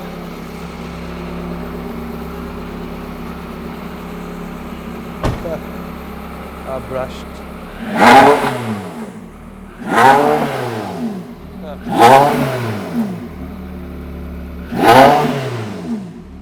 Yeah. It sounds okay, but nothing will sound as good as the LFA ever. I will say, when it's idling, it sounds like a diesel engine. Uh-huh. But when you're driving I'm sure. at 9,000 RPMs with the top off, Yeah. it's pretty special.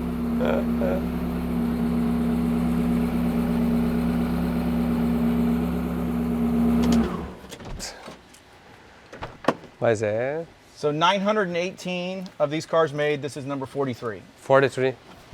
Oh, they made actually 918 cars. They made 918. Okay. Now, originally, these cars' values were much lower than the LaFerrari and than the P1. You know, it's part of the holy trinity of hypercars. And they made like 200 and some P1s. They made about 500 LaFerraris and 918 of these. So these cars were lagging behind. Recently, I'm not sure if you've seen some of the auction results. No. One sold for over $6 million. 6 million. It was one of one. It was an orange car, $6 million. Okay, what do you guess on this one? So I probably shouldn't say this, but I'm going to give you an exclusive, Anderson. And I told everybody I told this not to tell anybody, so I'm about to tell you Sorry, this just on telling camera. Brazilian people, no worries. Yeah, just overdub me in Portuguese. Somebody this past week offered me over $4 million for this car. No way, that's unbelievable. And I paid way less than that for it. Okay, so you see that I always tell my wife, this is good investment cars. Great investment. If you purchase the right ones. Yeah, so these cars are absolutely exploding. They were undervalued because they made so more many, of them. supposedly. So many, still less than 1,000. If you think about it, less than 1,000 human beings on Earth can ever own a 918. Yeah. But because there's only 2 in the U.S. And at one point I was talking to a dealer, and they asked me, what I thought the car was worth, and I told them, and like, that's too much. And I said, well, here's the thing. I control 50% of the acid green 918 market. So you either got to convince me or the one other guy to sell. Okay. So me and him, we set the value. You're a dealer, you don't tell us what it's worth, we tell you what it's worth. Because we own the only two. Yeah. Unbelievable. Yeah, man. Okay. So an absolutely amazing driver's car. I previously had a gray one and I tracked it on Road Atlanta. Oh, yeah? And it's absolutely incredible. I mean, it lives up to the reputation.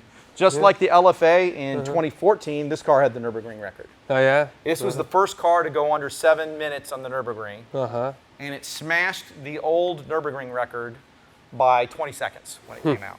Because usually it ticks down 1 or 2 seconds at a time. This one smashed it by 20 seconds. 20 seconds. Even, what are we, 10 years later, you know, an amazing Nürburgring time was what, like 240, 250?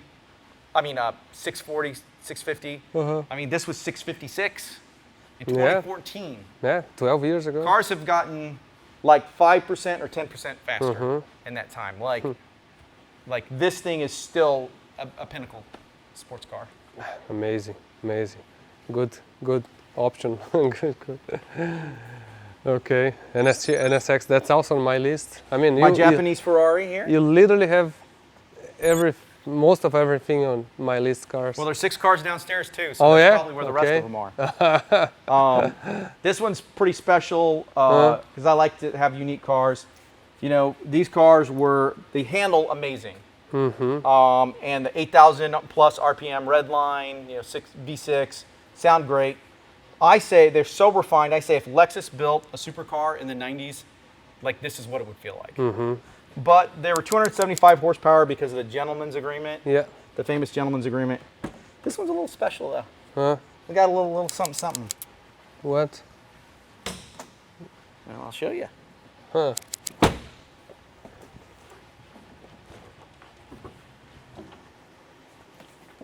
Oh, supercharger. You know, nothing 70 more wheel horsepower can't fix. Okay, yeah. So Comptech supercharger, Comptech header, exhaust. Also upgraded with the Zanardi edition suspension. So this car belonged to a gentleman named Eiffel Chin, who is a guru. The funny thing, he's a guru of, he works on high-end Japanese modern cars, but he also works on NSXs. This was his personal car. Oh, yeah? And for 10 years, everyone was trying to get him to sell it to him because it was such an amazing example. And I just happened to be in the right place in the right time and picked up Eiffel's beautiful NSX. 80,000 original miles, but you couldn't tell by looking at it. It is man, amazing. Such good condition. Completely. Target top, you take that top off. These two cars, I would say, have the best shifters I've ever experienced in any car. You could drive a $500,000 exotic with a manual. These things shifts real well. Shift so beautifully, like a Swiss watch. It smells really good. Man. I upgraded it with Science of Speed forged replica 2002 era NSX wheels. But the original wheels were 17 and 17. For the 2002s, these are 17 and 18. So I just wanted to give it a bit more modern look. It had really nice BBSs on when I got it, but I wanted it to look just a little more modern. No, man, it looks amazing. If you think for the 90s, this car, it's such a ahead of the time. And I have a mechanic that works on my cars for me. And the other day, I was driving along and I saw, you know, you never get to see your cars from someone else's eyes. And I was driving along and I was like, wow, that's a really beautiful NSX. And it was yours. I was like, wait a minute, that's my NSX. All right. Oh, man, that's awesome. So this car, 120 to 140, probably. I mean, and if I remember the time they were going for 50, and we all missed that. Yes, so many of these. Okay, now talking about appreciation, that is insane as well, I'm sure. So this is kind of like the Hemi Cuda. This is Porsche 911 GT2. It's the 993 generation, so 1996. In 1996, Porsche made 150 GT2s as homologation cars. To be able to race the cars in a certain racing series, they had to make and sell them to the people, to the public. So everybody sees this car. Is that a roof? Is that a Singer?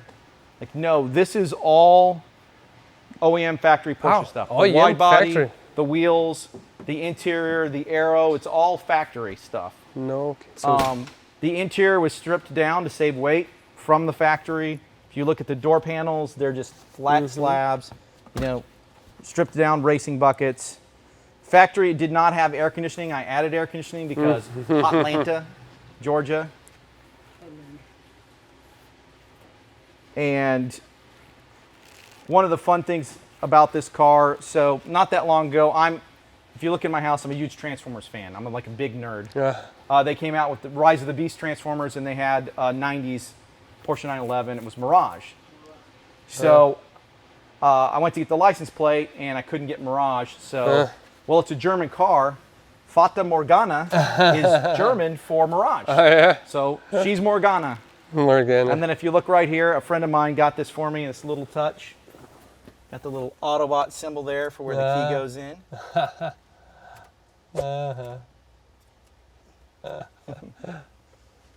Little iris there, it's kind of fun. But this car, so here's the secret.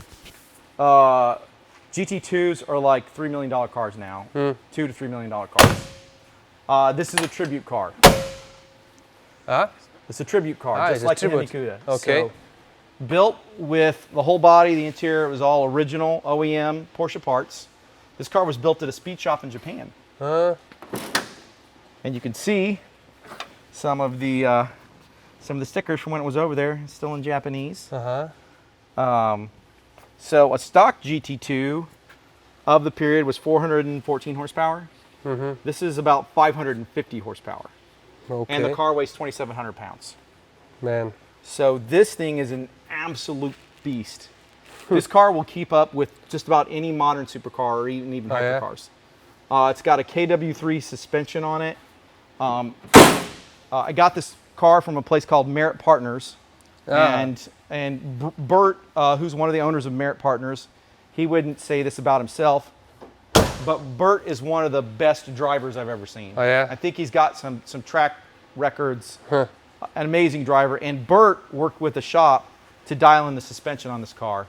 This car handles sublimely, and it's light. It's what you usually don't get, which is light and tossable, great steering feel, but also fast in a straight line. Especially with the super wide, I think the 275s, 285s, factory. And you can park this right next to a original GT2. The only way you would know is if you looked in the engine bay, because I have parked it next to an original GT2. You'd have to look at the engine bay, or you'd have to get underneath it and look at the coilovers. Man. But really, possibly my favorite car to drive in the entire collection. Man. It is. It's not a road trip car with those racing buckets, but if you want visceral, raw, amazing handling, and it sounds amazing. Sounds like a muscle car, even though it's a Porsche. Yeah, but it was originally a turbo. It was originally not. It was just a C2. And they pulled the engine apart and they forged the internals, and built it so it could handle boost. And then they threw. Yeah, but like I said, it's great deal. I mean, if it will be original, everything, a GT2 will be 3 million, you say? Yeah. And this is, 350-ish now. Man, it so looks 10%, amazing. a little less than, a little more than 10% of the price. You have all the fun without, once again, worrying about wrecking one of the 150 that are pretty much. Okay, now we got to similar territory. It's hard to see one in such a good. Let me first check the doors. Let's see if it. Dennis, we need to do that on mine. Mine I had to slam. So this one, I've got the interior apart right now because I'm racing. No there's a battery tender on that side, so don't slam it too hard. Okay. Yeah. Man. But it does really. Mine I had to. Really? I need to adjust the sides. So I never be careful. There's screws and stuff. I've got the interior taken apart on this one at the moment. I'm replacing the rear speakers. I wish it was a manual, but it was not. Coisa recuperou ela. But I just installed, there's one guy in the community who will convert your original radio to Bluetooth, which I have done. And he fixed the tape deck. Replaced the front 2 speakers in the process of replacing the back 2 speakers. And I hit a sub in the little storage area. But I'll show you the stage 2 setup. É, não, sim. Mas o volante não combinou, mas tudo bem. Mas o carro é todo original. Huh. This is really cool. The original Momo steering wheel. It's not the factory, but I liked the I liked how it really just fit the look and feel of the car. And does it have 5,000 miles? No, 15. 15,000. This is the car I've had for the second longest amount of time. I got this in 2013. Oh, So 13 years ago. you must. Yeah, you still got in the when appreciation was not there yet. Mine doesn't even have this piece. It will actually stay. So had the stage 2 package done on this car. You can see right there. And it's a little faster. I feel like it's like 20, 25 horsepower more. Sounds way better though. I bought coilovers, so lowered it. You know, yours is lowered as well. It handles a little bit better. The vehicle? I never actually seen one stock because mine didn't even have an engine when I got it. Olha aqui, ó. Isso aqui. So I had the engine bay and some other parts restored. Yeah. Interiors restored, engine bay underneath of the car. The fuses here. Isso Não, não, esse é é de... O que é isso aí? É fusível? Fusível não, é uma resistência As que é ligado resistências. aqui, tem uns, tipo uns bicos aqui, ele é ligado naquela...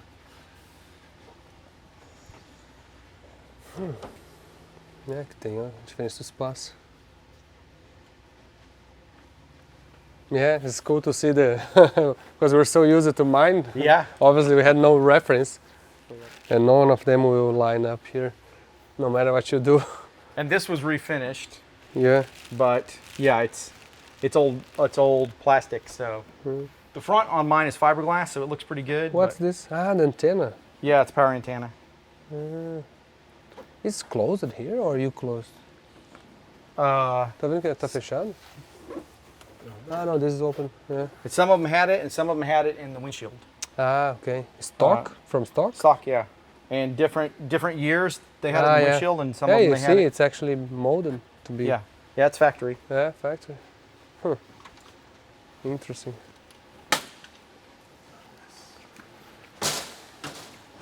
Yeah, these cars, Obrigado. what do you guess is going in this state right now? So when I put the interior back together, probably 75.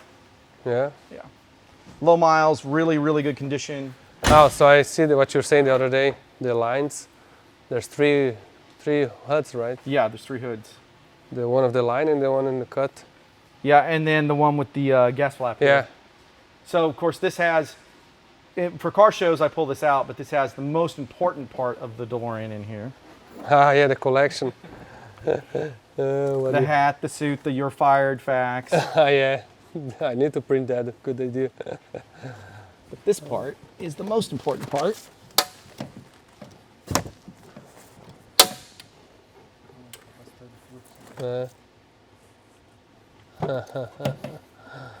Flux capacitor.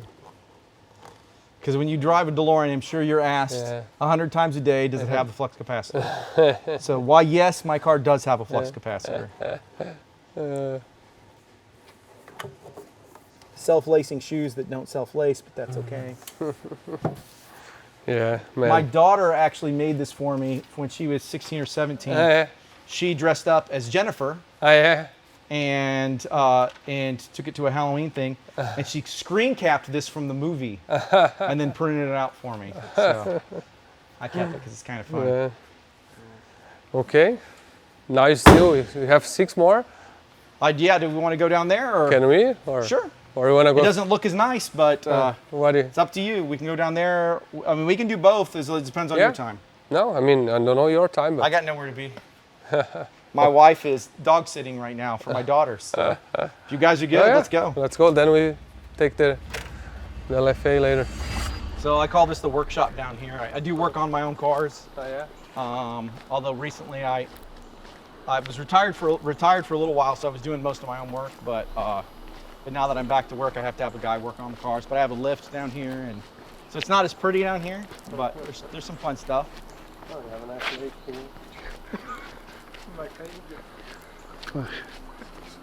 We were really blessed to get this location. It's not in a neighborhood. It's between two neighborhoods, and nobody can tell us what to do. Yeah, right. We're not in an HOA. These guys tried to make us join their HOA, and we're like, no, thank you. É, dá pra dar uma arrancadinha ali. Imagina os Dá pra vizinhos. testar o Jet. Daria pra testar o Jet aqui. Gostei da casa dele aqui, ó. Aí, ó. Vovô. Aí, ó. Tá, é o que eu precisava. Aqui, ó. Aqui, ó. Fazendo. Aqui é.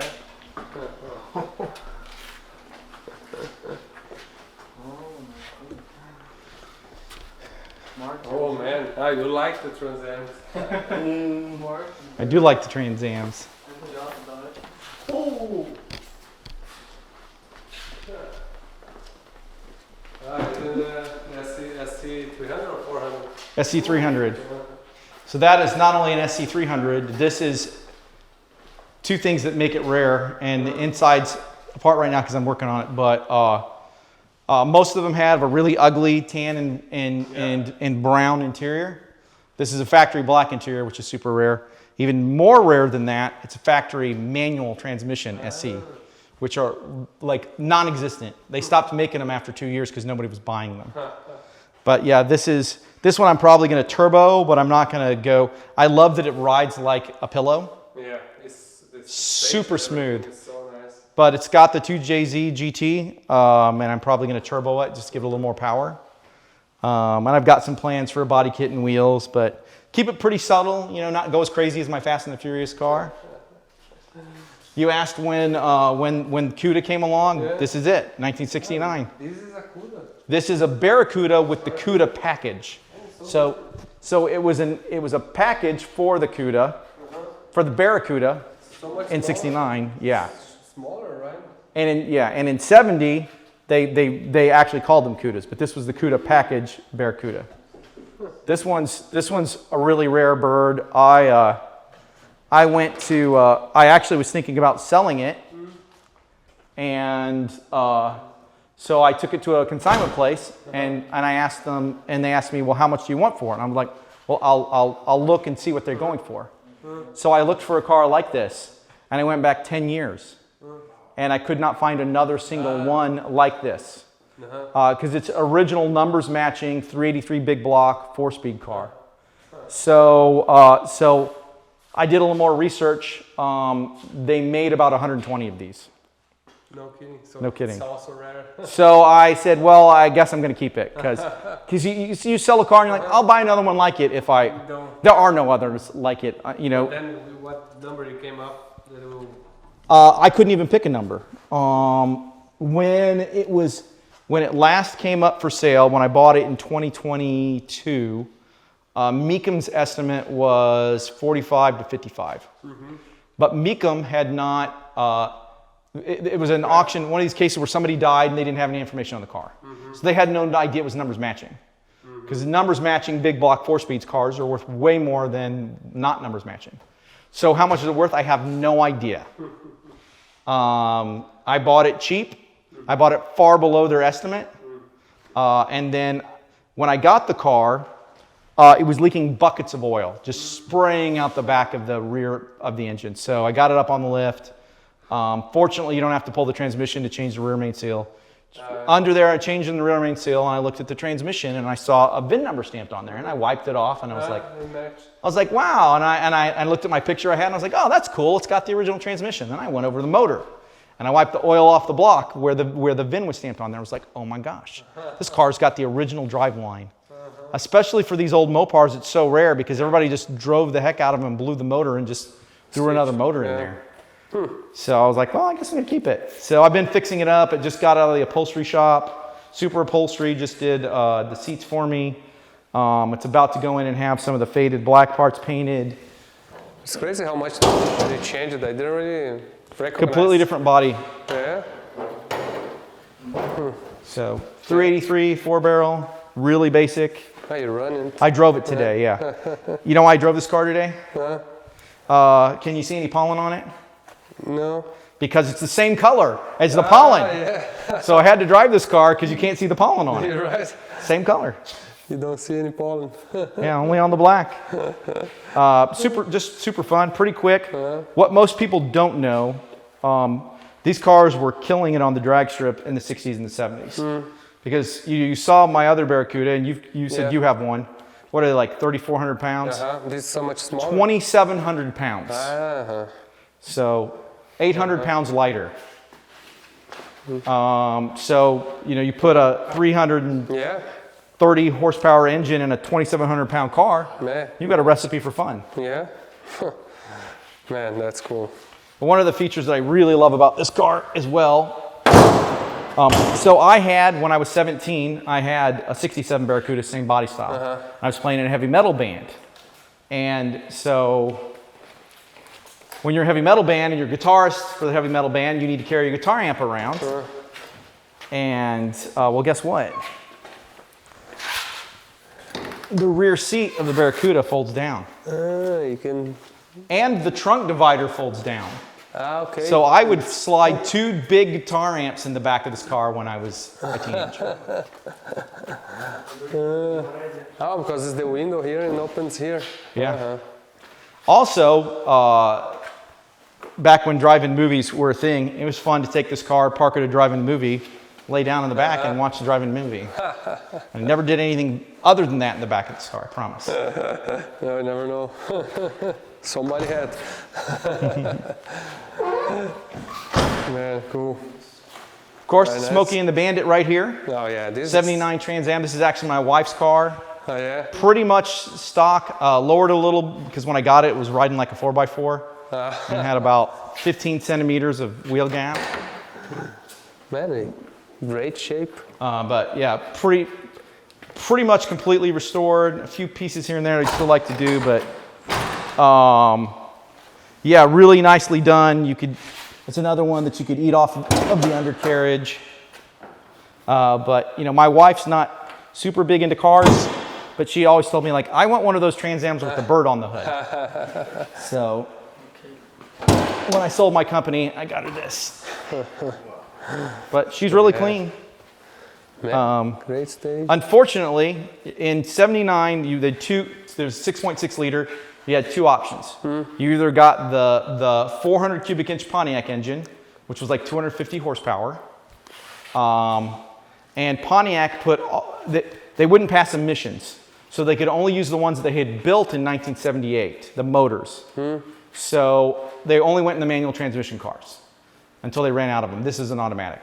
So as a fill-in, they put a 403 Oldsmobile engine in there, which is about 130 to 150 horsepower, maybe 150 horsepower.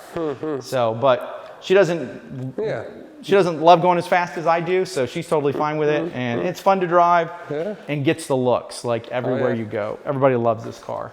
Yeah, oh, it definitely has the memory. T-tops are a lot of fun, Man, very, very nice. Thank you. It's funny too how big these were, compared to the 79, it's this big, and you saw my 83, just how much smaller they are. Yeah, they've been changing around, right? So have you guys ever heard the term boomerang child? No. Okay, what that means is when your kid grows up and they move out of the house and then they lose their job or something, they have to move back in with you. Boomerang, they go out like a boomerang and they come back. This is a boomerang car right here. Was yours before? So this was my daughter's first car when she was 16. She's 25 now. And at some point she decided that she wanted to get something newer. So I bought it from her and paid her way more than it was worth. and I actually gave it to my cousin. I actually did, if you've ever seen the original Karate Kid where Mr. Miyagi gives Daniel, he's like, choose, and he choose any car you want. I just went to my cousin, I said, you can choose any car in my garage you want as long as it's a red 95 Trans Am. And I threw him the keys. Well, he had it for a few years and he said, hey, I can't afford to keep this car. So he gave it back to my daughter. And then my daughter gave it back to me. So this is my boomerang car. So what I'm doing right now is I'm restoring this car. It just got out of the shop. We went through all the mechanicals. We got all the mechanical issues sorted and some electrical issues. Then it's going to go in for upholstery and a new top and paint. And then it'll be, it's only 80,000 miles. So it was low miles when we got it. This one was kind of fun because this car at some point early in its life, the engine seized up. So it sat with like 50,000 miles, some low amount of miles for 15 years. Then a guy bought it and took the motor out, took it to a NASCAR engine builder. So it's a little hotter than stock. And then I bought it for my 16-year-old daughter for her to drive and learn to drive in. Because had to start her right. Man. This is cool. Yeah. And the two. And then you've got the Demon Twins. So I do track day events with my cars, you know, like high performance driving events. I'm kind of intermediate at best, but I've done in the past competitive half mile racing. I've won some races doing half mile racing, and then I do quarter mile racing as well. This car, these were 840 horsepower stock. You probably remember when they came out, they made a big deal. This car is 1,075 horsepower now. 6-point roll cage, 5-point racing harness, pulley tune, billet control arms so that the control arms don't break from the torque, diff brace. My best time in this car, 9.2 at 149. Oh yeah? Well, so not easy. It moves. And it's super a lot of fun. And it will pull the front end off the ground. Funny thing is, you probably asked me what this is worth. They're worth like 100 to 120, which is, when these cars came out, they were going for 100,000 over, like all day long. And I had a Hellcat, and the dealership, I said, hey, I want an allocation for a Demon. They didn't get one. My dealership didn't get one. So I'm on a trip in Europe, and like 3 a.m. in the morning, I get a call from the dealership. Like I'm dead asleep. And they're like, I'm like, hello. And they're like, hello, this is Susie from such dealership. Did you still want a Demon? And I'm like, yeah. And she said, well, somebody at another dealership canceled their order and we got the allocation. This was December. All the cars sold out in June. This is December. And I asked the magic question and she gave a magic answer. I was like, okay, will you sell it to me for sticker? Sure, I'll take it. Okay, you wake up and right away. So this car stickered for 83. I paid 83 for this car. 83. No, so I possibly got the cheapest Demon. Yeah. And it's still worth more than what I paid for it. Yeah, and probably will still, right, in 10, 20 years. Yeah. This one, on the other hand, you know, 1,025 horsepower from the factory. Arguably a better car than that one. You know, they made about the same number of cars. This one drives great. I love to embarrass Teslas from stoplight to stoplight with this car because everybody sees a Demon, they're like, oh, you're going to spin. But this car came with NTO 5Rs. This one comes with Mickey Thompson's from the factory. It came from the factory? From the factory. You actually, Dodge makes you sign something that says you will never drive it in the rain or in the snow or below a certain temperature. And designed for the drag strip, but even on the street, these things hook up. Right. And I have made some very unhappy Tesla drivers going from stoplight to stoplight car. In Mexico, of course, never in Georgia. Yeah, I know. But both super fun to drive. Another interesting thing about both of these cars is to get a VIN number less than 500, you had to be like famous, athlete, rock star, or whatever. So I'm number 105. Oh yeah? So people see that and they're like, oh, you're famous. I was like, no, but somebody famous canceled their order and I got it. And Dodge allowed you, if you were the original owner of a 2018 Demon, to be VIN matched. So I've got 105 for both cars. You matched both? And they're both VIN matched. So they're a set. And you saw earlier the 74 Challenger done as a tribute to the red 2018 Demon. Yeah. There it is. This is the car that it was the tribute to. You built that after you have this? Somebody else built it. Oh, somebody else and it matched. Somebody else built it. And when I saw it for sale, I had to have it. Because it matched this car. Yeah. Man, that's crazy. So that's it. That's the legacy collection. Man, good. And I know you have many other cars. I do, yes. I have a Lamborghini Countach. Yeah, the Countach is beautiful. I saw pictures. Yeah, 88 Countach, 5,000 QV. I've got a 72 Dino GTS that's a similar color to this. I've got a 1970 Plymouth Superbird, original Superbird that's being restored right now. What else do I have out there? I have being built, I have a fully carbon fiber bodied 1967 GT500, crazy high-end resto mod being built. So 900 horsepower Coyote engine, Detroit speed, suspension, Tremec 6-speed, and 600 pounds lighter than stock. So it's like a 2,600 pound, 900 horsepower car. Translucent green carbon fiber body. You have everything nicer. So yeah, a few of the cars are out right now, but I think I need to do another episode on your let's go your collection. And by the way, let me invite you what you're doing tomorrow to dyno the LFA. Want that? What's that? To dyno the LFA. Or another day. Another day probably. Okay. I'm pretty busy tomorrow. However, depending upon the time, I might. Where's your shop? Ball Ground exit 24. Ball Ground. Okay. It's 30 minutes from here. Possibly, because I actually need to go to Ringgold tomorrow. No, I mean, up to you, let me know. So, but Ball Ground might work. Ball Ground might be on the way. Yeah, it would take a couple hours to actually bolt the car on the dyno and put there, but anyway. All right, okay, yeah. Can you do it, or we can ride another day. I don't know if you wanna take me for a ride or I can take you for a ride. I'm not doing anything. Okay. But if you guys want to go, we can also do that another day. Totally up to you. No, I'll take the ride. I'll make sure I say. Só convidei ele para levar o carro no dinamômetro. Vamos ver se ele vai conseguir, mas vamos sempre dar uma volta. Bom, vamos dar uma volta agora de LFA. Deixa eu filmar aqui.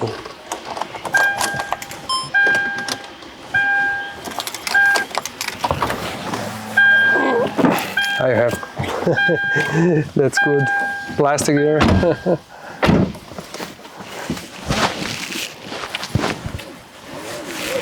Very big seat belts because they have airbags in them. Airbags in them? Yeah. Ready? Yeah. All right. Sport mode, because why not? It really is. Until you rev it up.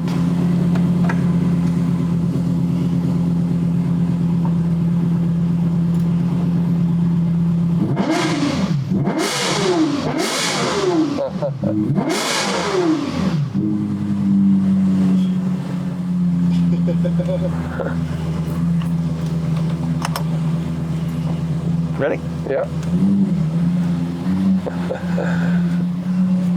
Riding the LFA. Oh yeah.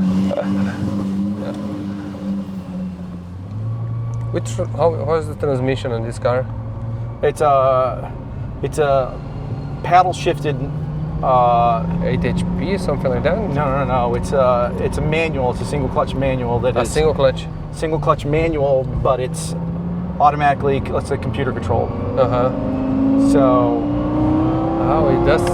Man, the intake sounds very nice. Yeah. Huh.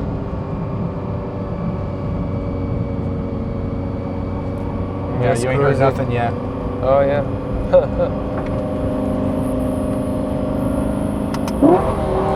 Wow.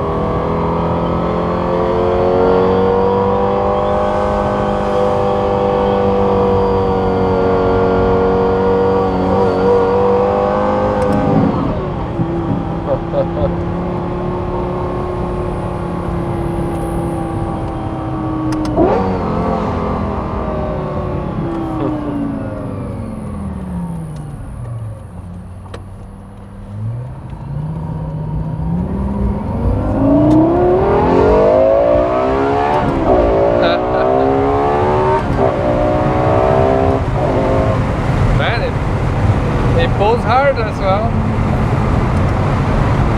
9,000 RPM.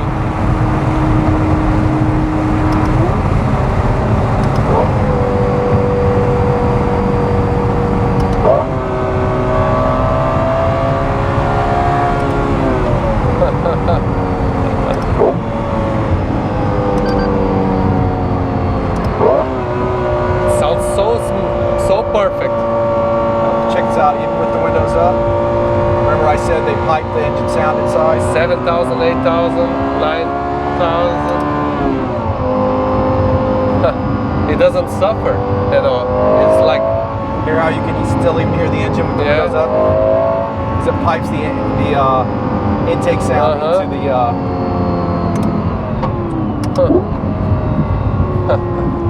That is crazy.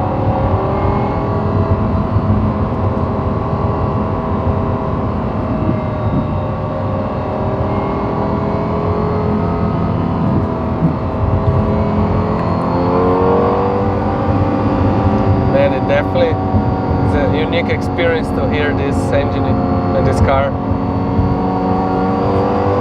Very much. I think nobody ever done such of a musical development as this car, right? They definitely, probably no other car they care so much about sound, right? So you know the secret, I learned the secret at talking to the engineers, the secret of the LFA exhaust. So, you know, F1 cars run almost 20,000 RPMs. Yeah. So how does this car at 9,000 RPM sound like 20,000? They figured a way out with the exhaust to, you know, if you've got sound waves travel like this, and if the sound waves, if they double up, you just increase the amplitude. You just make it louder. You don't increase the pitch. But if you delay the sound wave, and then the sound waves go opposite of each other, you double the frequency, and you make 9,000 RPMs sound like 18,000 RPMs. That's the secret to the LFA the exhaust. harmonics, right? Yes. It doubles the pitch, which makes it sound like twice as high of RPM as it actually is doing. It definitely does. And it's magic. And people ask me, it's like, are you going to put a different exhaust on it? I was like, no. I'm going to draw a mustache on the Mona Lisa. Yeah. Oh no. Did anybody ever did a different exhaust on this? Somebody straight piped it. And they put it back because they hated it. Yeah. No, it's perfect.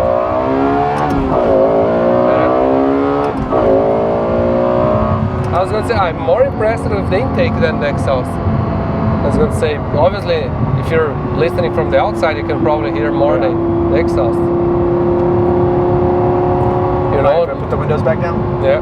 You know, on my DeLorean, it's so loud, the intake. Because obviously it's like here, it's right like there, 20 inches from your head. It's you can't really full throttle. It's almost without something.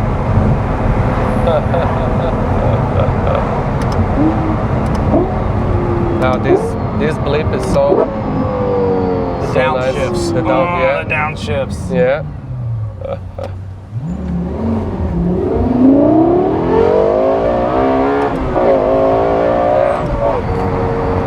What's the rated horsepower in this? 550. And what's the engine size? Liters? I think it's 5. At least 5 liters.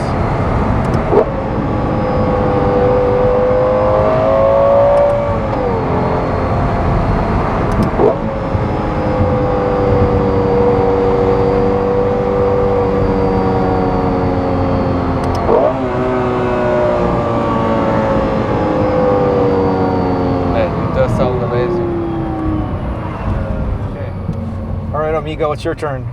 No, I appreciate it. Seriously. Seriously. Okay. Okay, o Dirigir LFA, ó. Okay, you grab the camera. Yes, sir. Gotcha.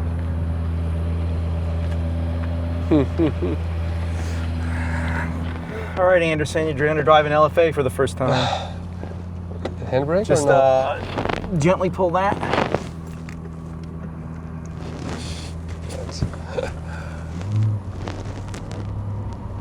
And watch the, Make sure I don't run over.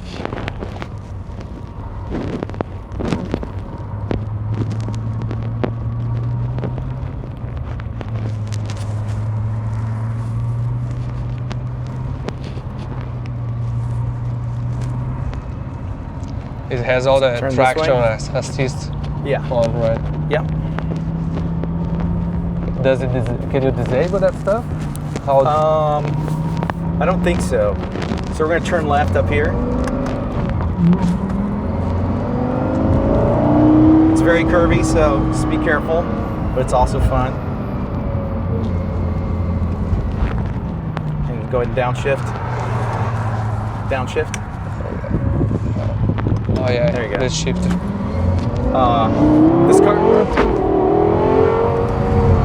This car, yeah, let's be a little more chill while you're getting the feel. This car likes to, you shift it at like 5 or 6, don't shift it 2 or 4. Okay. Because it's a very high revving engine.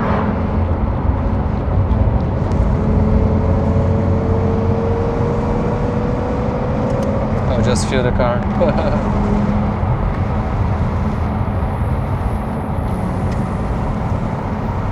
Yeah, go downshift. You should be in like 3rd gear. There you go.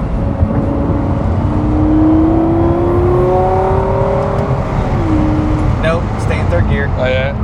Yeah. Don't shift till 6 or 7.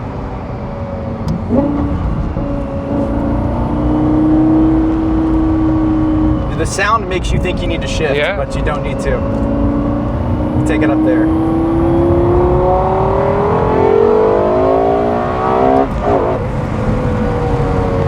It revs so quickly, it's violent. No, the transmission also shifts great for a single. People complained about this transmission in the period, but when you're driving it hard, it shifts amazing. Yeah.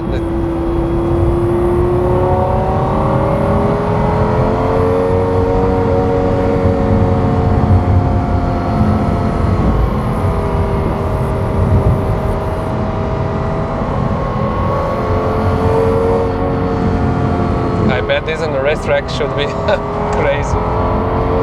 Imagine doing a lap in Nürburgring. Yeah.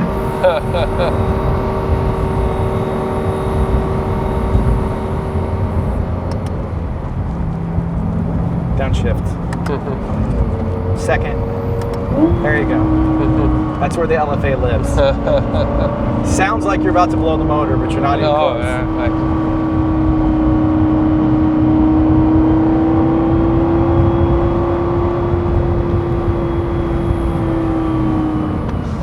Man, and the traction control works really well. Yeah. You were putting it to its paces. Man, that's house. What do you think? Thank you. Never thought I would be driving an LFA in my life. My pleasure. Definitely. Smooth, right? Yes. Insanely smooth. And a great feel, just a great feeling. Everything. Yeah. When you shift, the power that you feel like kick you in the butt. It actually feels very safe, the car, right? It's not just some cars you don't feel safe. Right. Yeah, it's got you feel like you're in control. Yeah.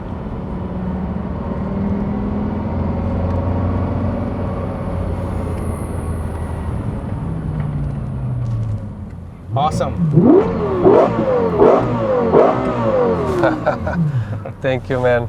You're the man. Oh, my pleasure. I'm glad you enjoyed it. I need to return that for you. You got to drive any car of mine.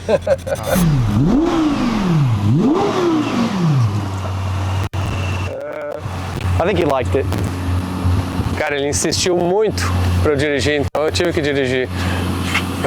Man, thank you so much. My pleasure. It was an amazing experience. Like I said, now you need to come to my place, and I need to get to show some of my cars, and you got to pick any car you want to drive. And I need to come back when you have more cars here. All right, let's do the it. rest of the cars. Thank you, man. Love it. Appreciate it. And let's see if we can do the dyno on it as well. All right. Cool. Awesome. Cool. Olha, ele insistiu muito, ele pediu por favor se eu pudesse dirigir o carro ali. Ele falou duas vezes, ele falou assim, quer dirigir, tá bom. Mas cara, chega a dar um nervoso, assim. Aproveitar, né? O barulho do som, assim, do motor e da admissão é o mais impressionante. Não é o escape, é o barulho da admissão que vai para dentro do carro. Tem tubos que tu escuta o barulho do motor dentro do carro e tu consegue perceber, assim, literalmente escutar os pulsos de admissão do carro. Isso é, vou dizer assim, impressionante. E troca de marcha nos 9.000, assim, de uma maneira incrível. Incrível. E, cara, é impressionante. Mas assim, o episódio foi todo em inglês, né? Espero que tenham curtido, se estão chegando até aqui, porque vocês, né, prestaram atenção em tudo. Mas, cara, a coleção dele, a história dele, assim, tu vê, o cara tava quebrado em 2005, começou a fazer jogo de videogame, em 2009 vendeu 6 milhões de cópias de um jogo, ficou multimilionário, depois trabalhou pra caramba, fez mais jogos e vendeu a empresa, parou de trabalhar e só ficou comprando carro e gastando em carro e fazendo esse tipo de coisa. E agora ele voltou a trabalhar, mas por hobby, digamos assim. Escolheu a dedo os caras. O gosto dele ali, eu vou te falar, né? Até deixa eu olhar de novo aqui, porque nós temos um gosto parecido, né? Só tem um pouquinho de diferença de orçamento, assim. Porque, ó, os carros que ele tem que são o RX-7, que nem eu tinha, né? O Cuda, mesma cor. Mustang. O Mustang que eu tenho, poderia ter de volta. Gaguejou por quê? O que mais? O Corvette C8 vermelho, dele é um Z06. E o DeLorean, né? Vários carros aí do mesmo gosto. Sem falar, os outros carros teria todos, né? O NSX, o Porsche, todos os carros. Então, acho que curtiram aí? Pô, valeu o rolê. Tá bom. Então tá. Obrigado pelo convite. Espero que tenham gostado aí. O cara é gente boa demais também, ó. Parabéns aí, muito obrigado. Valeu.